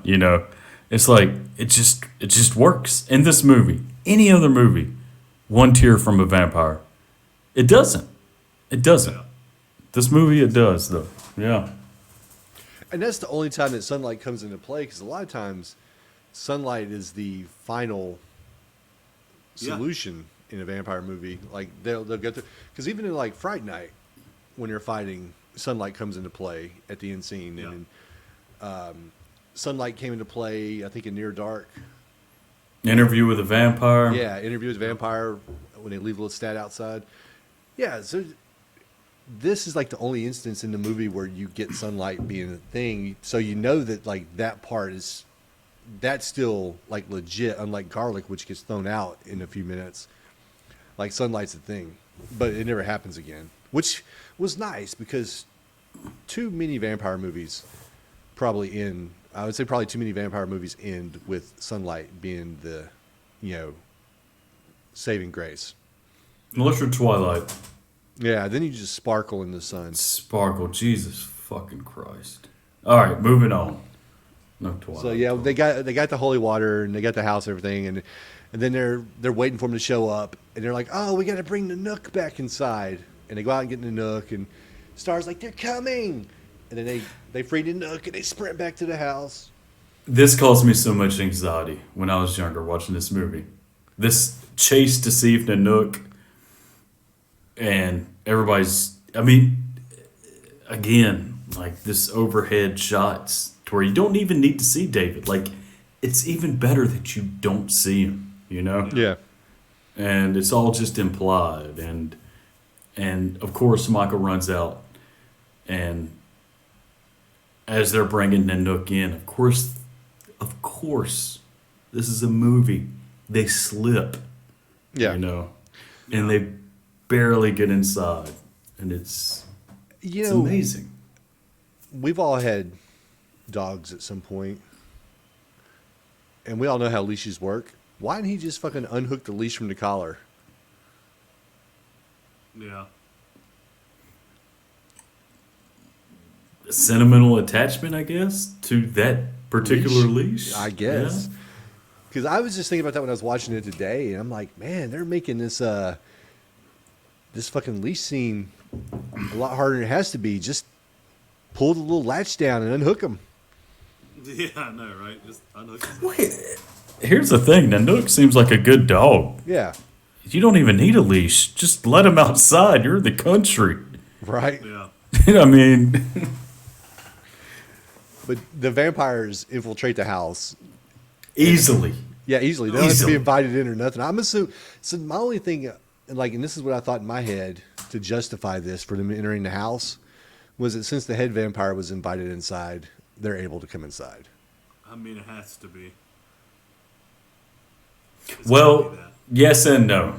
Because, like, if they would have been invited inside, then maybe all the shit wouldn't have worked. That's true. Yeah, you're right. They have to be invited So- inside to To- disable the weaknesses. Yeah. Yeah, So- that makes more sense. Yeah, you're probably right there. I'm 99.9% sure that you're right, Josh. Well, that's. Can we double that in post? 99.999% sure that you're right. Ah, that just Bolt feels said good to there is no hear. post. There is no post, so There I'll is just no say it post. out loud. The only post that again. happens is when I post this shit. Like he had his pause earlier, so we're about to fucking put this out. It's only going to be one half of the podcast episode. No, we're just rolling into the next episode after this, Daniel. Yeah. We're just going to talk about our top fives of the year. So the first, I don't remember the fucking vampire names, but one of the vampires goes after the Frog Brothers. They try to shoot him with the gun, but he slaps it out of the way. And they're in the bathroom, and they have the garlic, and he's like, "Yeah, garlic doesn't." We'll just call him Adam Curry. Adam Curry. Oh my God. There we go. He's like Daniel, do you know? No. MTV. Yeah, he was one of the original hosts of MTV. Like, handsome guy with like this fucking mane of hair. Yeah. Yeah. He's like, garlic doesn't work, and then this is when the Nook shows up, right, and pushes him into the tub. He falls. Well, into they the tub. splash it on his face. Oh first. yeah, that's right. Yeah, that's like, how about holy water or something like that? And they splash him on his face, and then the Nook comes through and fucking just tackles him into the tub. Yeah. They were able to fill that tub up with holy water, with a No, they mixed it. Oh, did they they? mixed it? Oh, Yeah. okay. Because they just filled up like They filled up Water 2 guns. canteens or 3 and water. canteens Yeah, 3 canteens. So the rest was like regular. because they water filled the and water cold guns up out of the water in the tub, Yeah. Yeah. which I thought was I like the water guns. I thought that was pretty ingenious, you know. Yeah. Which then they finally they do that again in From Dusk Till Dawn. To better effect, I think. Yeah. But you know what the most satisfying thing that's happened to me in the last like week or so has been? And it's so hard for something like this to happen because of the internet and stuff. Watched From Dusk Till Dawn the other night with Chris and Gray, a couple friends of mine, and y'all have met Chris. We've watched, he did an episode with me and Daniel, and then I think me and you watched movies with him, Josh. But and you've met Gray also, because I think you said you like Gray. Anyways, we're watching From Dusk Till Dawn, and they had no idea it was a vampire movie. And Oh, that's crazy. so when That is it crazy. fucking changes, they're just like, "What the fuck Fucking is going minds on?" blown. Oh Yeah. my god. Because And it goes from fucking 0 to 60 in Yeah. 2 seconds. Because you think you're watching like a fucking crime movie at first, just these two guys Yeah. on a crime spree, and then all of a sudden it takes a hard fucking right, and it's like, "Hey, this is a vampire movie now," and so it was just so satisfying to be able One to of watch the that best. to watch that with somebody that didn't know, Wow. and to see their reactions. I was like, "Oh You- my god!" I mean, I You're- almost jizzed. You're It's like, watching this it is with. a true orgasm. I mean, literally, you're watching with baby vampires. Like you have to be under a certain age to not know From Dusk Till Dawn takes that left. Yeah. No. Well, I got to ask you, Bone, since you watched it recently. What do you prefer, the first half or the second half? That's not a fair question. They're two different movies. They are 2 different movies. I think I probably like, you know what? I'd say I probably like the first half.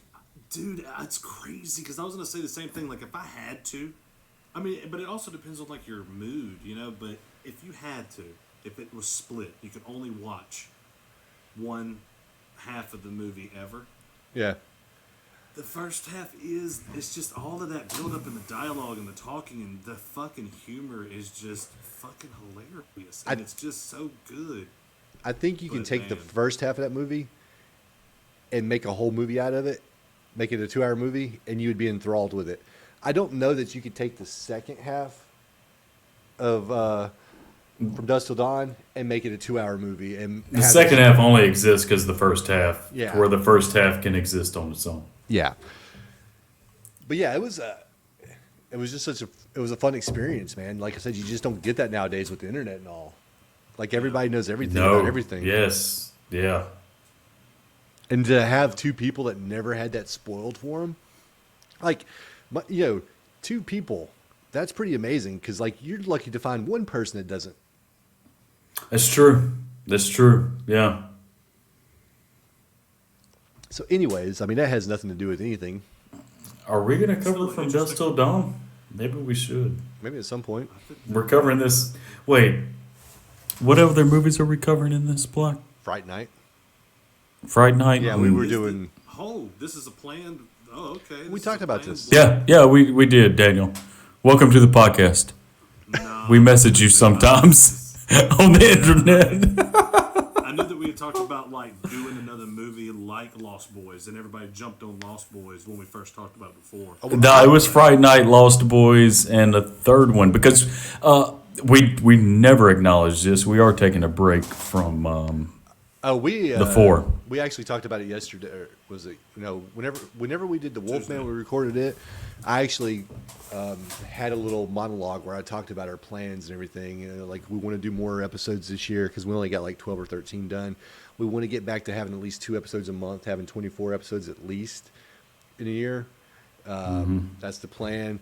We talked about how we committed to this long project that's going to take us a while, and we just needed to take a break from it and to like venture out and do some more things, other things, and kind of re-energize ourselves. Because I mean, like while we like doing the project, it's still taxing because you're just set on this one course that you can't deviate from. So take a break, do some other movies, and then come back into it, re-energized, and come into the back half of that project.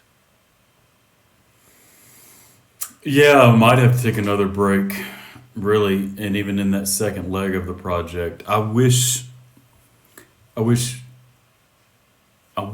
have at least got to the 90s. Daniel, do you remember What's After Dream Warriors? New Blood. Which was 88. We were close. Yeah, we were about 6 movies away from being out of the into the 90s. Jesus, never Yeah, I mind. have the list Fuck. here. 'Cause it's gonna Fuck, be, never mind. New Blood, Dream Master, Return of Michael Myers, Jason Takes Manhattan, The Dream Child, Revenge of Michael Myers, and then Leatherface, The Texas Chainsaw Massacre 3 is in 1990. Never mind. Yeah. Okay. Yeah, we couldn't have made it We had a lot tonight. left.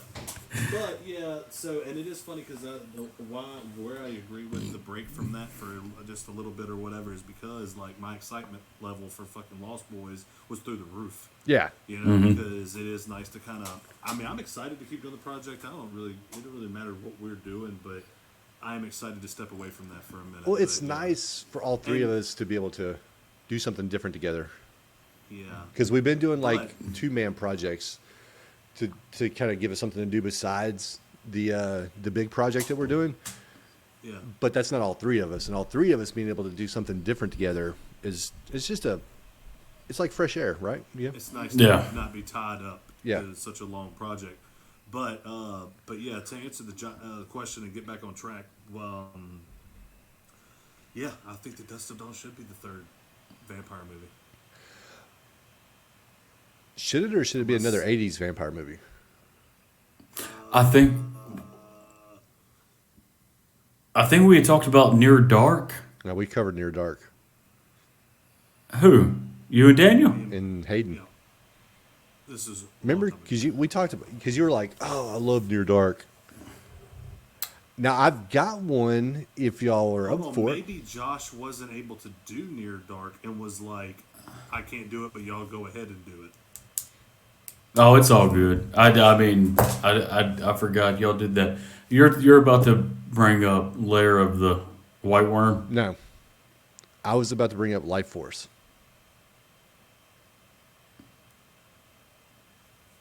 Yeah, let's do it. It's got space Toby vampires. Hooper? Yep.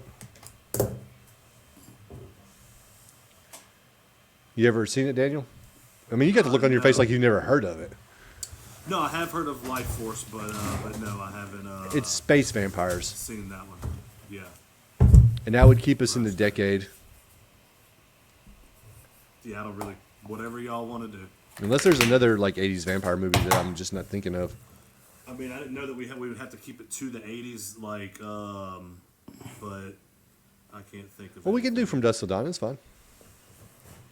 I really don't give a shit, but this is probably better for the fucking chat. No. We'll conduct business on air. I mean, yeah, while we figure shit out. Yeah, it's riveting. But yeah, okay. So we'll get back to the movie then.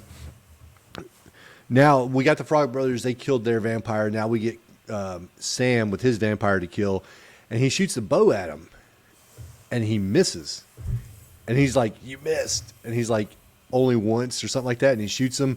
The arrow punctures through him, and it goes into the stereo. And then we get little, Corey Haim going, "Death by stereo." And I had to look it up. Of course, there is a metal band called Death by Stereo. I thought you knew that. Obviously, I didn't, and I sampled some of their songs. Had to have, because that's pretty famous. Death by Stereo. They fucking suck. It sucked. They fucking is not good. Josh is just like, it fucking sucked. Well, Yeah, well, I'm sorry if they're listeners to this podcast. Didn't like Death by Stereo. Yeah, and it's a shame because I really wanted to, based on that title. So everybody gets to kill a vampire, though, right?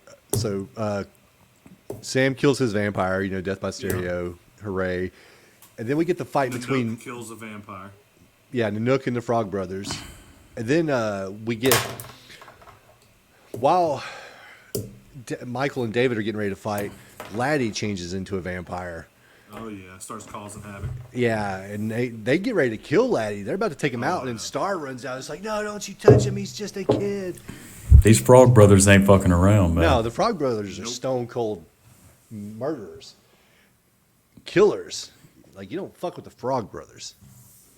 That's because they read the third comic book, Death to All Vampires, even halvesies. Even have They never got that. They never gave that one to Sam, so he didn't have the No, because it was like they only had 3 copies. They knew that motherfucker was gonna bend it at the middle and put it in his back pocket, right. ride on his bicycle. No shit.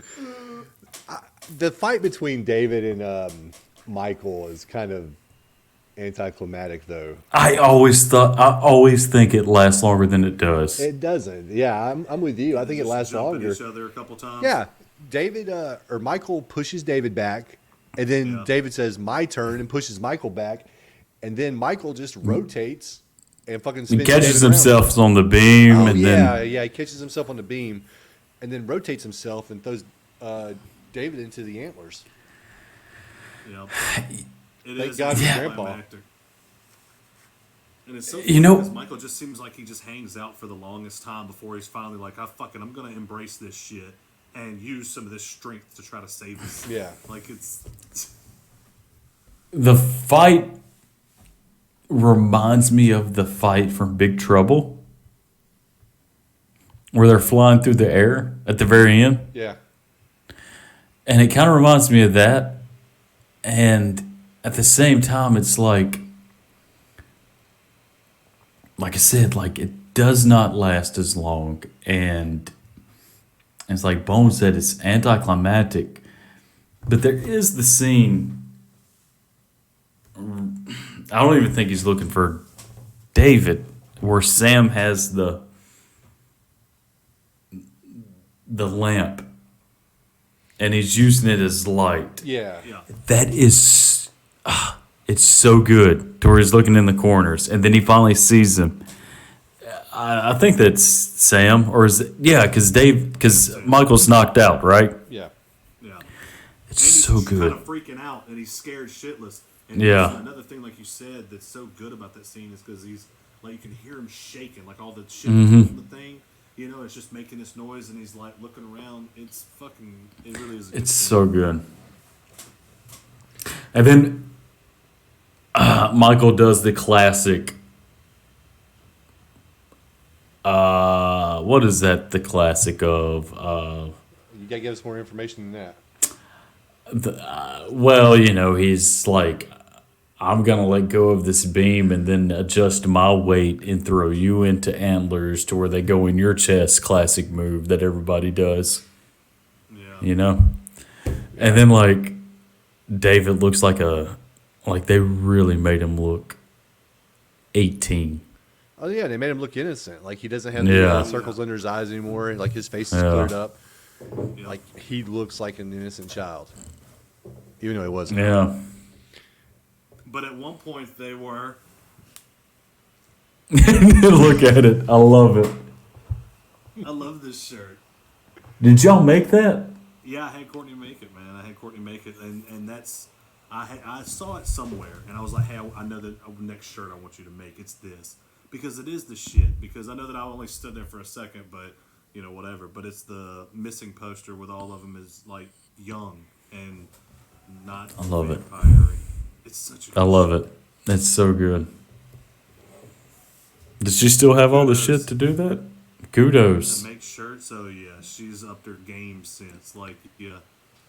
Like, I've been begging and begging and begging her to make a podcast shirt for Bone, but she's just like, fuck that, dude.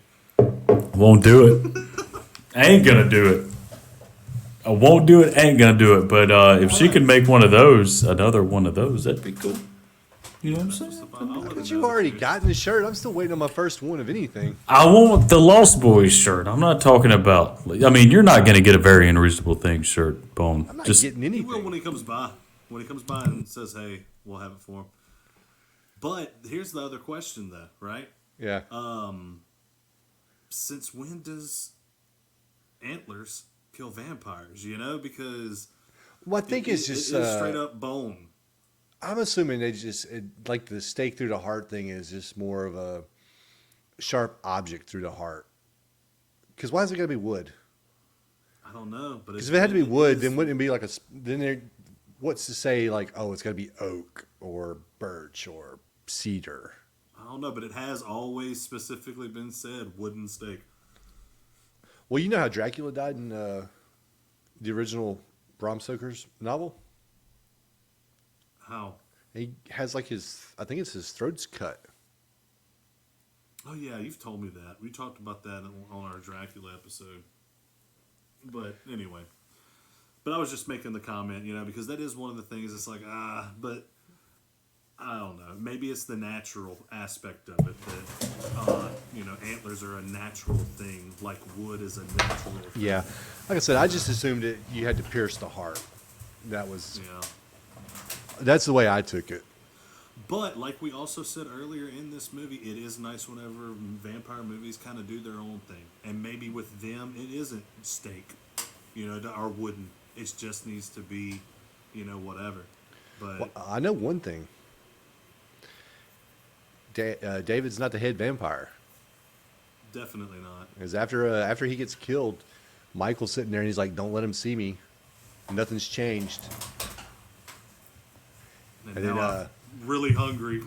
Lucy and Max come home, Yeah. or Lucy comes home and brings Max with him, and he's just like, "I'm so sorry, David and my boys, they can be quite a handful." And then he just kind of lays out, like he does his supervillain monologue, and he tells the plan, like, the boys needed a mother. I wanted to bring you in, and I knew I could get you in if I could get Michael and Sam as part of the family. Yeah. And then Michael tells Michael tells Max, he's like, "I didn't invite you in this time."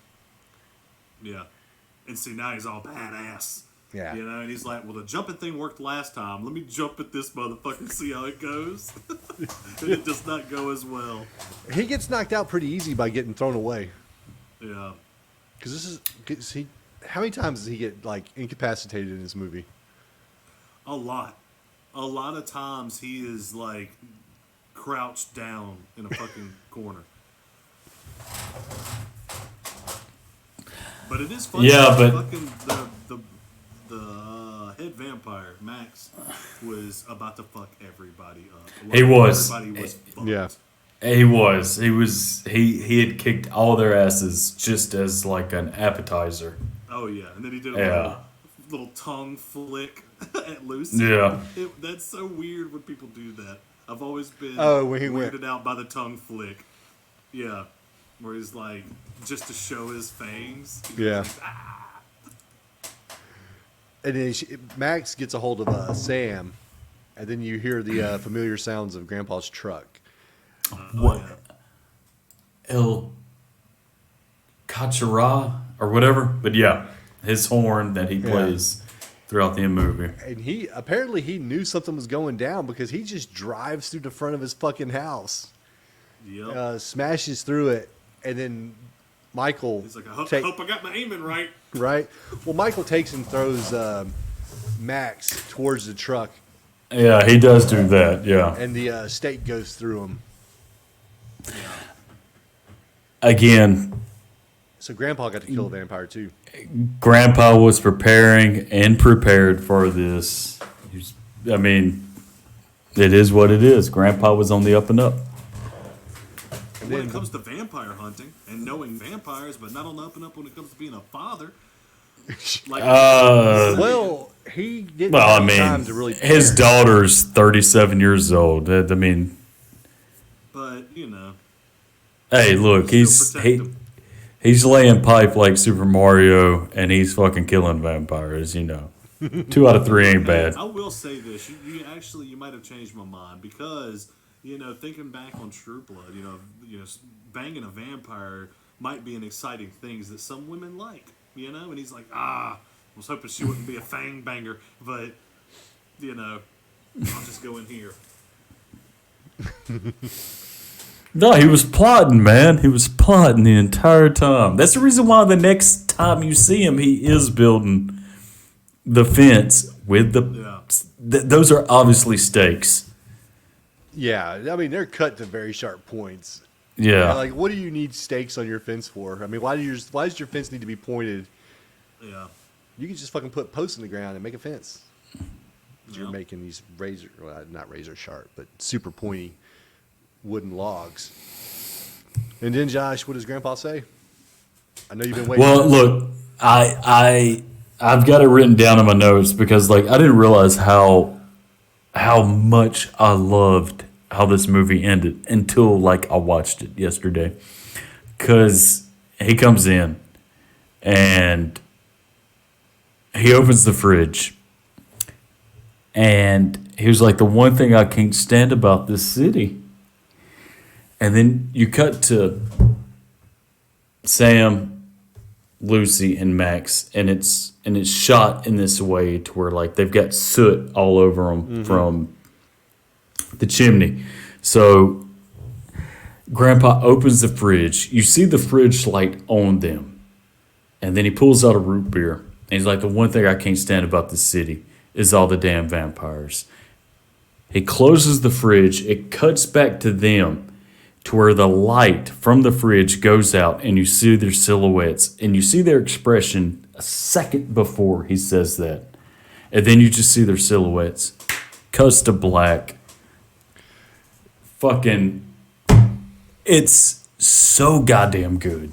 And the people are strange is perfect again. It is. Yeah. It is so goddamn good. It is. It's a very good movie. It is good. 2 stars. 2 stars. That's a Daniel rating. I like this movie. 2.5 stars. I really loved it. Yeah, this is gonna be a high one. It's And gonna be in the 3s. And then after people are strange, you get Roger Daltrey from The Who doing "Don't Let the Sun Go Down on Me." "Don't Let the Sun Go Down on Me" by Roger Daltrey. I mean, and it's not even that good of a cover, if I'm being honest. I love The Who and I love Elton John. This really doesn't. But just the fact that they have a 70s rock god cover another 70s rock god, and the name of the song is "Don't Let the Sun Go Down on Me." Fucking, all day, every day, I'm here for it. I'm gonna go I first never on this one. stuck around for that. Me neither. Yep. Check out the soundtrack. It's a banger of a soundtrack. Will do. So we just finished talking about the Lost Boys. Now we're gonna give our ratings, and I'm gonna go this time. It's a sexy vampire movie. Josh talked about it earlier. You know, everybody's good looking in the movie. Blah blah. But one thing, and the reason I bring it up is because we've seen other movies where they try to make vampires sexy, and we talked about it briefly when we made fun of it. Twilight. Twilight's one of those movies that tries to be like a sexy vampire movie, but it takes itself too seriously. It's so pretentious. And aside from the fact that it's fucking Twilight, and one of the things I like about the Lost Boys so much is that it never takes itself seriously. Even though it's a sexy, hip movie, it doesn't take itself seriously. And I think in a lot of movies that try to be hip and sexy, they don't never just like poke fun at themselves or have fun in the movie. They're just too committed to trying to be cool. And the Lost Boys is cool, but it's not because it's trying to actively be cool. You've got your good-looking vampires, but then you got the Frog Brothers and Sam, who have that counterbalance of humor. And it kind of, I was watching In Search of Darkness, and they were talking about the documentary about horror movies. I can't remember which one, if it was 1, 2, or 3, but they were talking about horror comedies. And Lost Boys is a horror comedy. It's not a straight horror movie, but Joe Bob Briggs had said, like, when you do horror comedy, if you want to do it right, you have to do it 80% horror, 20% comedy, and then it'll work. But you can't never go into it thinking that you're gonna, make like a cult film or whatever, because then you just end up making a bad film.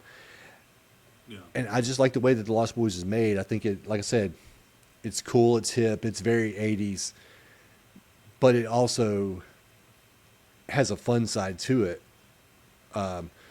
Love the performances in the movie, like the music in the movie.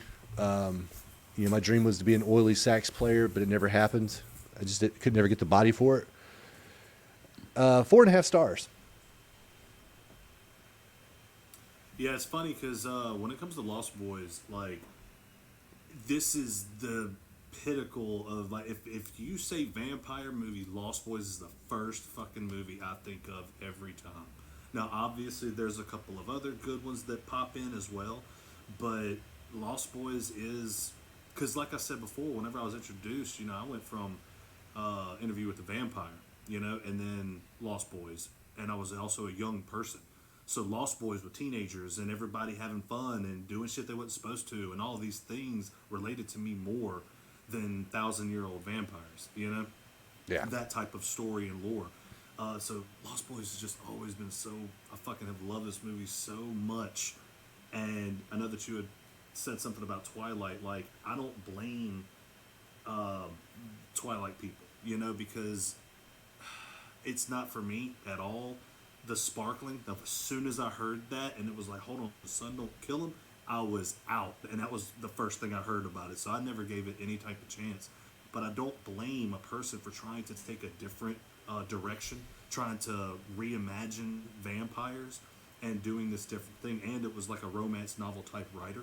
So I don't blame her for the things that she's done and all that. But yeah, when I think of vampires, I think of the sun's fucking melting them. I'm thinking, wooden stakes. I'm thinking holy water, all of these things. And these all, for me, originate from Lost Boys. And even watching it again, like whenever I told Courtney we were doing Lost Boys, she was like, oh, that's, I know you know that one back to front. And I'm like, yeah. But still, I watch it for the reason for the podcast, and, for a reason, being the podcast, and take notes. And even then, like, every scene is just so fucking, it's just, there's a couple of holes we talked about and a couple of things here and there, but for the most part, it ain't got a lot of that shit. We can come up as fans with an explanation for some of these holes. And when you love a movie like that, you will think of anything to make it work, to where it's like, fuck yes, there is no holes. You want to try to fill anything in you can. And a lot of movies, they're not like that. You're just like, yeah, it's got its problems, but it is what it is. But my God, man, it's such a good movie. I fucking love this movie so much. And for me, I'm going to give it a 2.5. No, I'm just kidding. But it really, this is a 4.5 movie for me. 4.5 stars for this movie for me. Because I could turn around and watch it right now. Like if Courtney was like, hey, I missed the last half of it, I want to watch it, I can watch it again. And enjoy it, you know? But yeah, 4.5 for me. All right, Josh. Yeah, it's so crazy because, like I said previously, like when I went into watching this, I hadn't fully like sat down and absorbed it in a long time, and I sat down and Jesus Christ, like what I got out of this movie was so much more than I had previously gotten. And I think you could compare this movie to Miami Vice and in a certain way. Miami Vice, when it came out in like 84, 83, it sort of captured this wave of MTV and this zeitgeist of the decade. This music video entertainment quality that just sort of defines this decade of the 80s. And if that's the TV version of it, this is the movie version of it. This movie looks like a music video. And it has all the trappings of the 80s in all its glory. This is... I'd seen recently, like, there a question posed online, like, what's the most definitive 80s movies? And, you know, when you're getting compared to, like, Back to the Future and shit, and Lost Boys was up there, you're doing something. Yeah. You're doing something right with... it's not necessarily that you're trying to make a movie that captures the 80s. You just capture it fucking magically with Joel Schumacher, with fucking your cast, with the music that you put. And the music isn't even like in your face, like music of the time. It just is. Yeah. And you know, this music, this movie melded so many of these elements, whether it's horror, comedy, it's sleek and sexy. It's got a cast that's unknown that will become fucking known.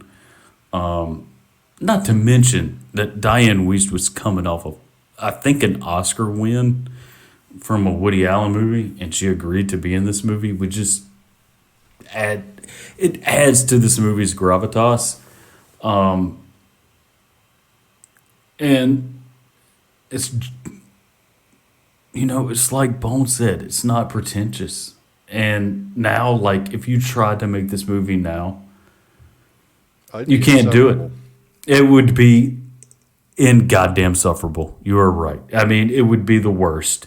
It would be Twilight. No offense, Daniel. I know you were really kind of being a Twilight fan there, but it would be Twilight. You would just miss all the wrong things. I love you, Daniel. I was just saying, like, it would be like that. Like, you would take all the wrong things. Yeah. And you would do it. This movie defines this decade, and it's 4.5 stars. And look, I was thinking about this, like, you know, I like to judge the movie, like me personally, like being like the insufferable prick I am. Is what's the movie trying to accomplish? Does it accomplish it? I get why they didn't do it. But I think this would be a 5-star movie if you would have just killed a frog brother. I really do. Like, all the good guys win. Yeah. And I think we needed one death. Yeah, you're onto something there, because I think every person that died, well, not think, because we know for a fact that every person that died that was killed by a vampire was not a main character. They were all How many characters that people were died just... at the party. Not the little bonfire party. What was it, like 4 people? Yeah, but none of those were, like, main characters. Those were just 100%. people that were introduced to die, essentially. Yeah. I was just curious. Because it's like 7 deaths of people, innocent. Yeah, it's not even like a super high body count. No, and that's the beauty of it as well. Like, but one of the frog, like, I don't want any of the family members to die. I think you could have done without one of the Frog Brothers living and made the vampires look a little bit stronger. Yeah, you could have killed a non-Corey Feldman Frog Brother. Or Corey Feldman. Yeah. Jesus Christ. Please, Corey You Feldman. can't kill the Feldman. You can't flim flam the zim zam. But,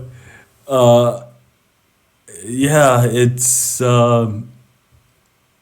it's damn near perfect, even with that, All right. Yeah. So that was The Lost Boys. We talked about The Lost Boys for a while. I knew this would be a long one because we all love this movie. I mean, you And don't we- want to leave anything left behind. Hey, so I'll point this out, Josh. It's a movie that Daniel gave 4.5 stars.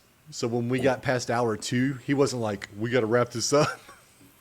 No, No, well, last time he had shit going on. I know. I'm just I, fucking. I mean, I had family over for Christmas. He had family over for like, Christmas this is a who he 2.5 doesn't get to see. This is a 2.5 star movie. I got to get out of here, guys. No, but hell, even with this 4.5 star gem, I'm still looking at the clock like, my God. Josh What you got to do, Daniel? turning into a pumpkin. Me? I'm worried about you, Josh. No, babe. I don't think we're gonna be able to record tomorrow, Yeah. and I'm throwing this out there to you right now. Well, hold on. This isn't fair. Well, before we talk business, let's finish up the podcast and then we'll talk business, okay? Okay. All right. So, hey, that was The Lost Boys, everybody. We appreciate you listening. We'll catch you next time. You got anything Yeah. else to- No, Daniel, tell them what they need to do, babe. Why Oh, you yeah. always telling me? What's Because I get clammy. I get clammy, and you're natural. Oh, no, I'm not natural at all. I forget half of the fucking things that people are supposed to do. I don't know. I think there's a Twitter. TikTok involved. No, we don't. Do we have a TikTok? Not yet. No, we don't. We barely have any of these things. Yeah. So we But have. we feel like we need to say it. We do. We have an Instagram. We have a Twitter. It's We don't. We're not active on any of these. VUT podcast at VUT podcast. Nobody does that. We have a Facebook page. Nobody's checking that. Yeah, It's quite literally, without you guys, we're nothing for this podcast. No, Nothing. I mean we're just paying for servers at this point, just to talk to our friends across Hey. state lines and country lines. well, I have a lot of fun doing the podcast. So, Oh, I love it. I love it. all right. So once again, everybody, thank you for listening. Love you. Deuces. Let me download this twice, real quick. No, I'm serious. Like I was surprised how much I love this movie. Like it's so goddamn good. We're still live on Twitch. It's no, I don't. Yeah, it's fine. I was I gonna love this movie. in the stream. All right, everybody. Thanks for watching. Oh, See you yeah. next time. Thanks, guys. Again. Okay, yeah, you didn't have to end that. I mean, we can still do this.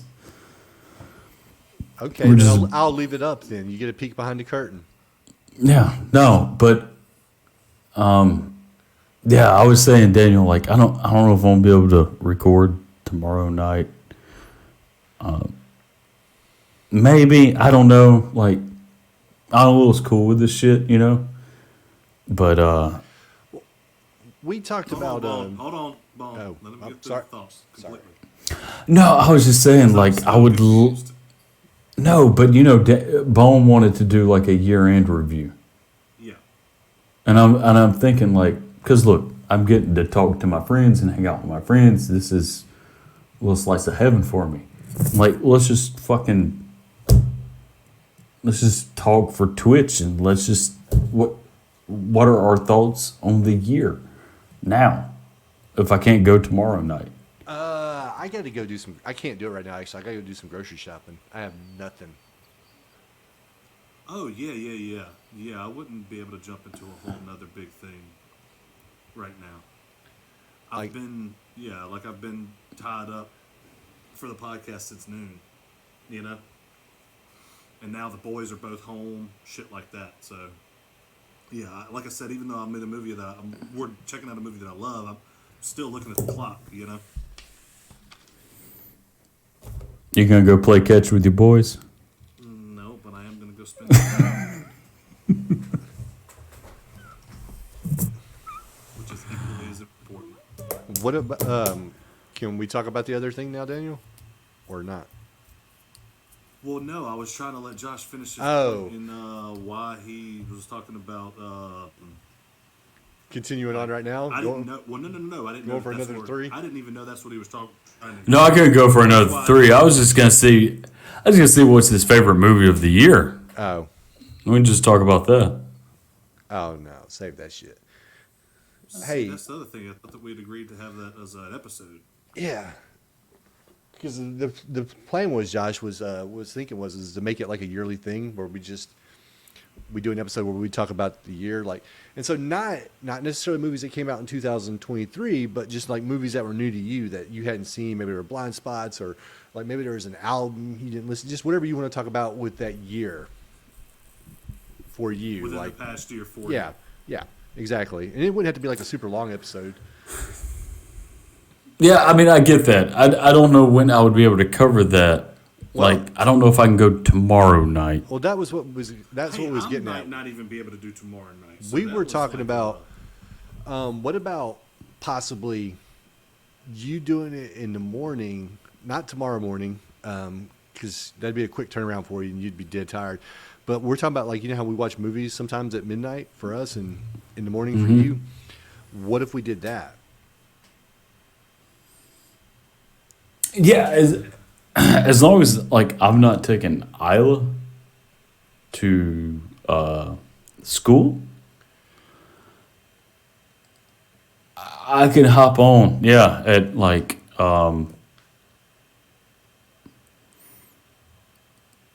still pretty late for y'all. Oh, we're not Like- worried about it. We watch fucking movies Depending. until 2 in the morning. because that's I know this you is do. all part of the conversation. Oh, yeah. Instead of like Oh. being like, hey, the next thing that's said is just in stone. That's why we have a conversation about it. and discuss Oh, it. yeah. No, No, well, yeah. What I'm saying is, like, I know, I don't know your, like, sleep schedule, Daniel. I know Bone can do it. Like, I've seen him. Yes. But, like, even at 7, like, Isla's running around here. Like, Yeah. look, we ain't got to do, Twitch on that shit. We can do a podcast, and I can mute it anytime she's. But, like, otherwise, it's like 8 o'clock. Yeah. And I could do that. And see, I could do that too because that'd be 1 o'clock. But the only thing about that is that we would have to, it's 1 o'clock in the morning at that point, not 9 o'clock in the night. In your situation where we'll go on for 3 hours 4 hours on a podcast, now it's like, damn, it is 1 o'clock in the morning. Now it is like, hell yeah, let's shut this down. But starting at 1 would be cool, but not saying that we would have to rush a podcast, but we would have to make sure to stay on track to where we didn't end up where it's fucking 6 o'clock in the morning now, and I gotta fucking start helping with the boys to get them ready for school, and I just pulled an all-nighter to do an episode of a podcast, But if it was a situation where we knocked one out in an hour and a half or 2 hours, then I went to sleep, at least getting a few hours of sleep, I'm good. But just to where I can, because I'm willing to do something like that to try to get more content out there, But like I said, that's something to talk about, I guess, more later. Yeah, we had talked about this the other day. I was actually thinking of a way that we could do stuff with you and it not be, late in the night for you. Because we know, like, your situation and, like, you got people that are trying to sleep right now. Yeah. I know. Yeah, look. And Oscar's got, like, 2 episodes in the bag that he's not sending you. I don't know what's going on with him. And I almost I don't know. And then Reese is wanting to record Sunday night too, like me and him. I'm not quite sure what he's wanting to record. I mean, we can have more shit coming. Hey, the other thing we need to talk about, because I told Daniel what our next block was going to be, me and you, and he actually wanted to be a part of some of the movies that we were talking about doing. Yeah, they're pretty big movies. They are. Yeah. Because I he said can- something about, like, we're going to do, not Howling, but he was like, we're going to do werewolf movies. And I'm like, hold on, because I would be interested in Werewolf in London, Paris, and fucking, like, The Howling, like, Silver Bullet. And I know that kind of takes away an entire block for you guys, but that's, you know. No, I get it. Those were big movies. Yeah. We could still do Like, a I'd werewolf like those. block. I mean, even if it was only like 2 episodes, because I can flip my movie to something else real easy. And then Daniel didn't say anything about Dog Soldiers, so I'm taking it we can still watch that one. Well, see, I've never seen that. And some of these might be fucking goddamn amazing, great movies, and I should have been like, oh, that would have been cool to have been in on that one. But if I don't know it, Dog Soldiers is maybe like one of the best werewolf movies ever. I So- watched in the past year. It is We can, legit as fuck. We could do Dog Soldiers, and then we could do Werewolves Within. Look,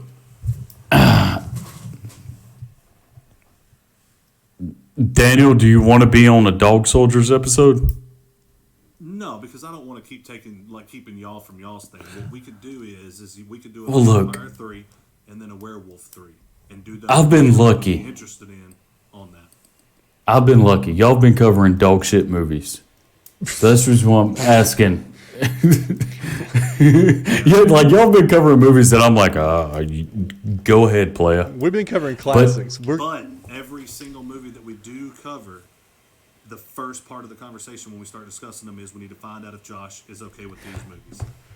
That's always what's been Let brought us up. tell you, Daniel, what movies- and I'm telling you right now, babe, I want you to watch Dog Soldiers. That's what I'm telling you. Like, I want you to watch this movie. It's that good. Yeah. To where, like, we don't have to cover it. Like, we can cover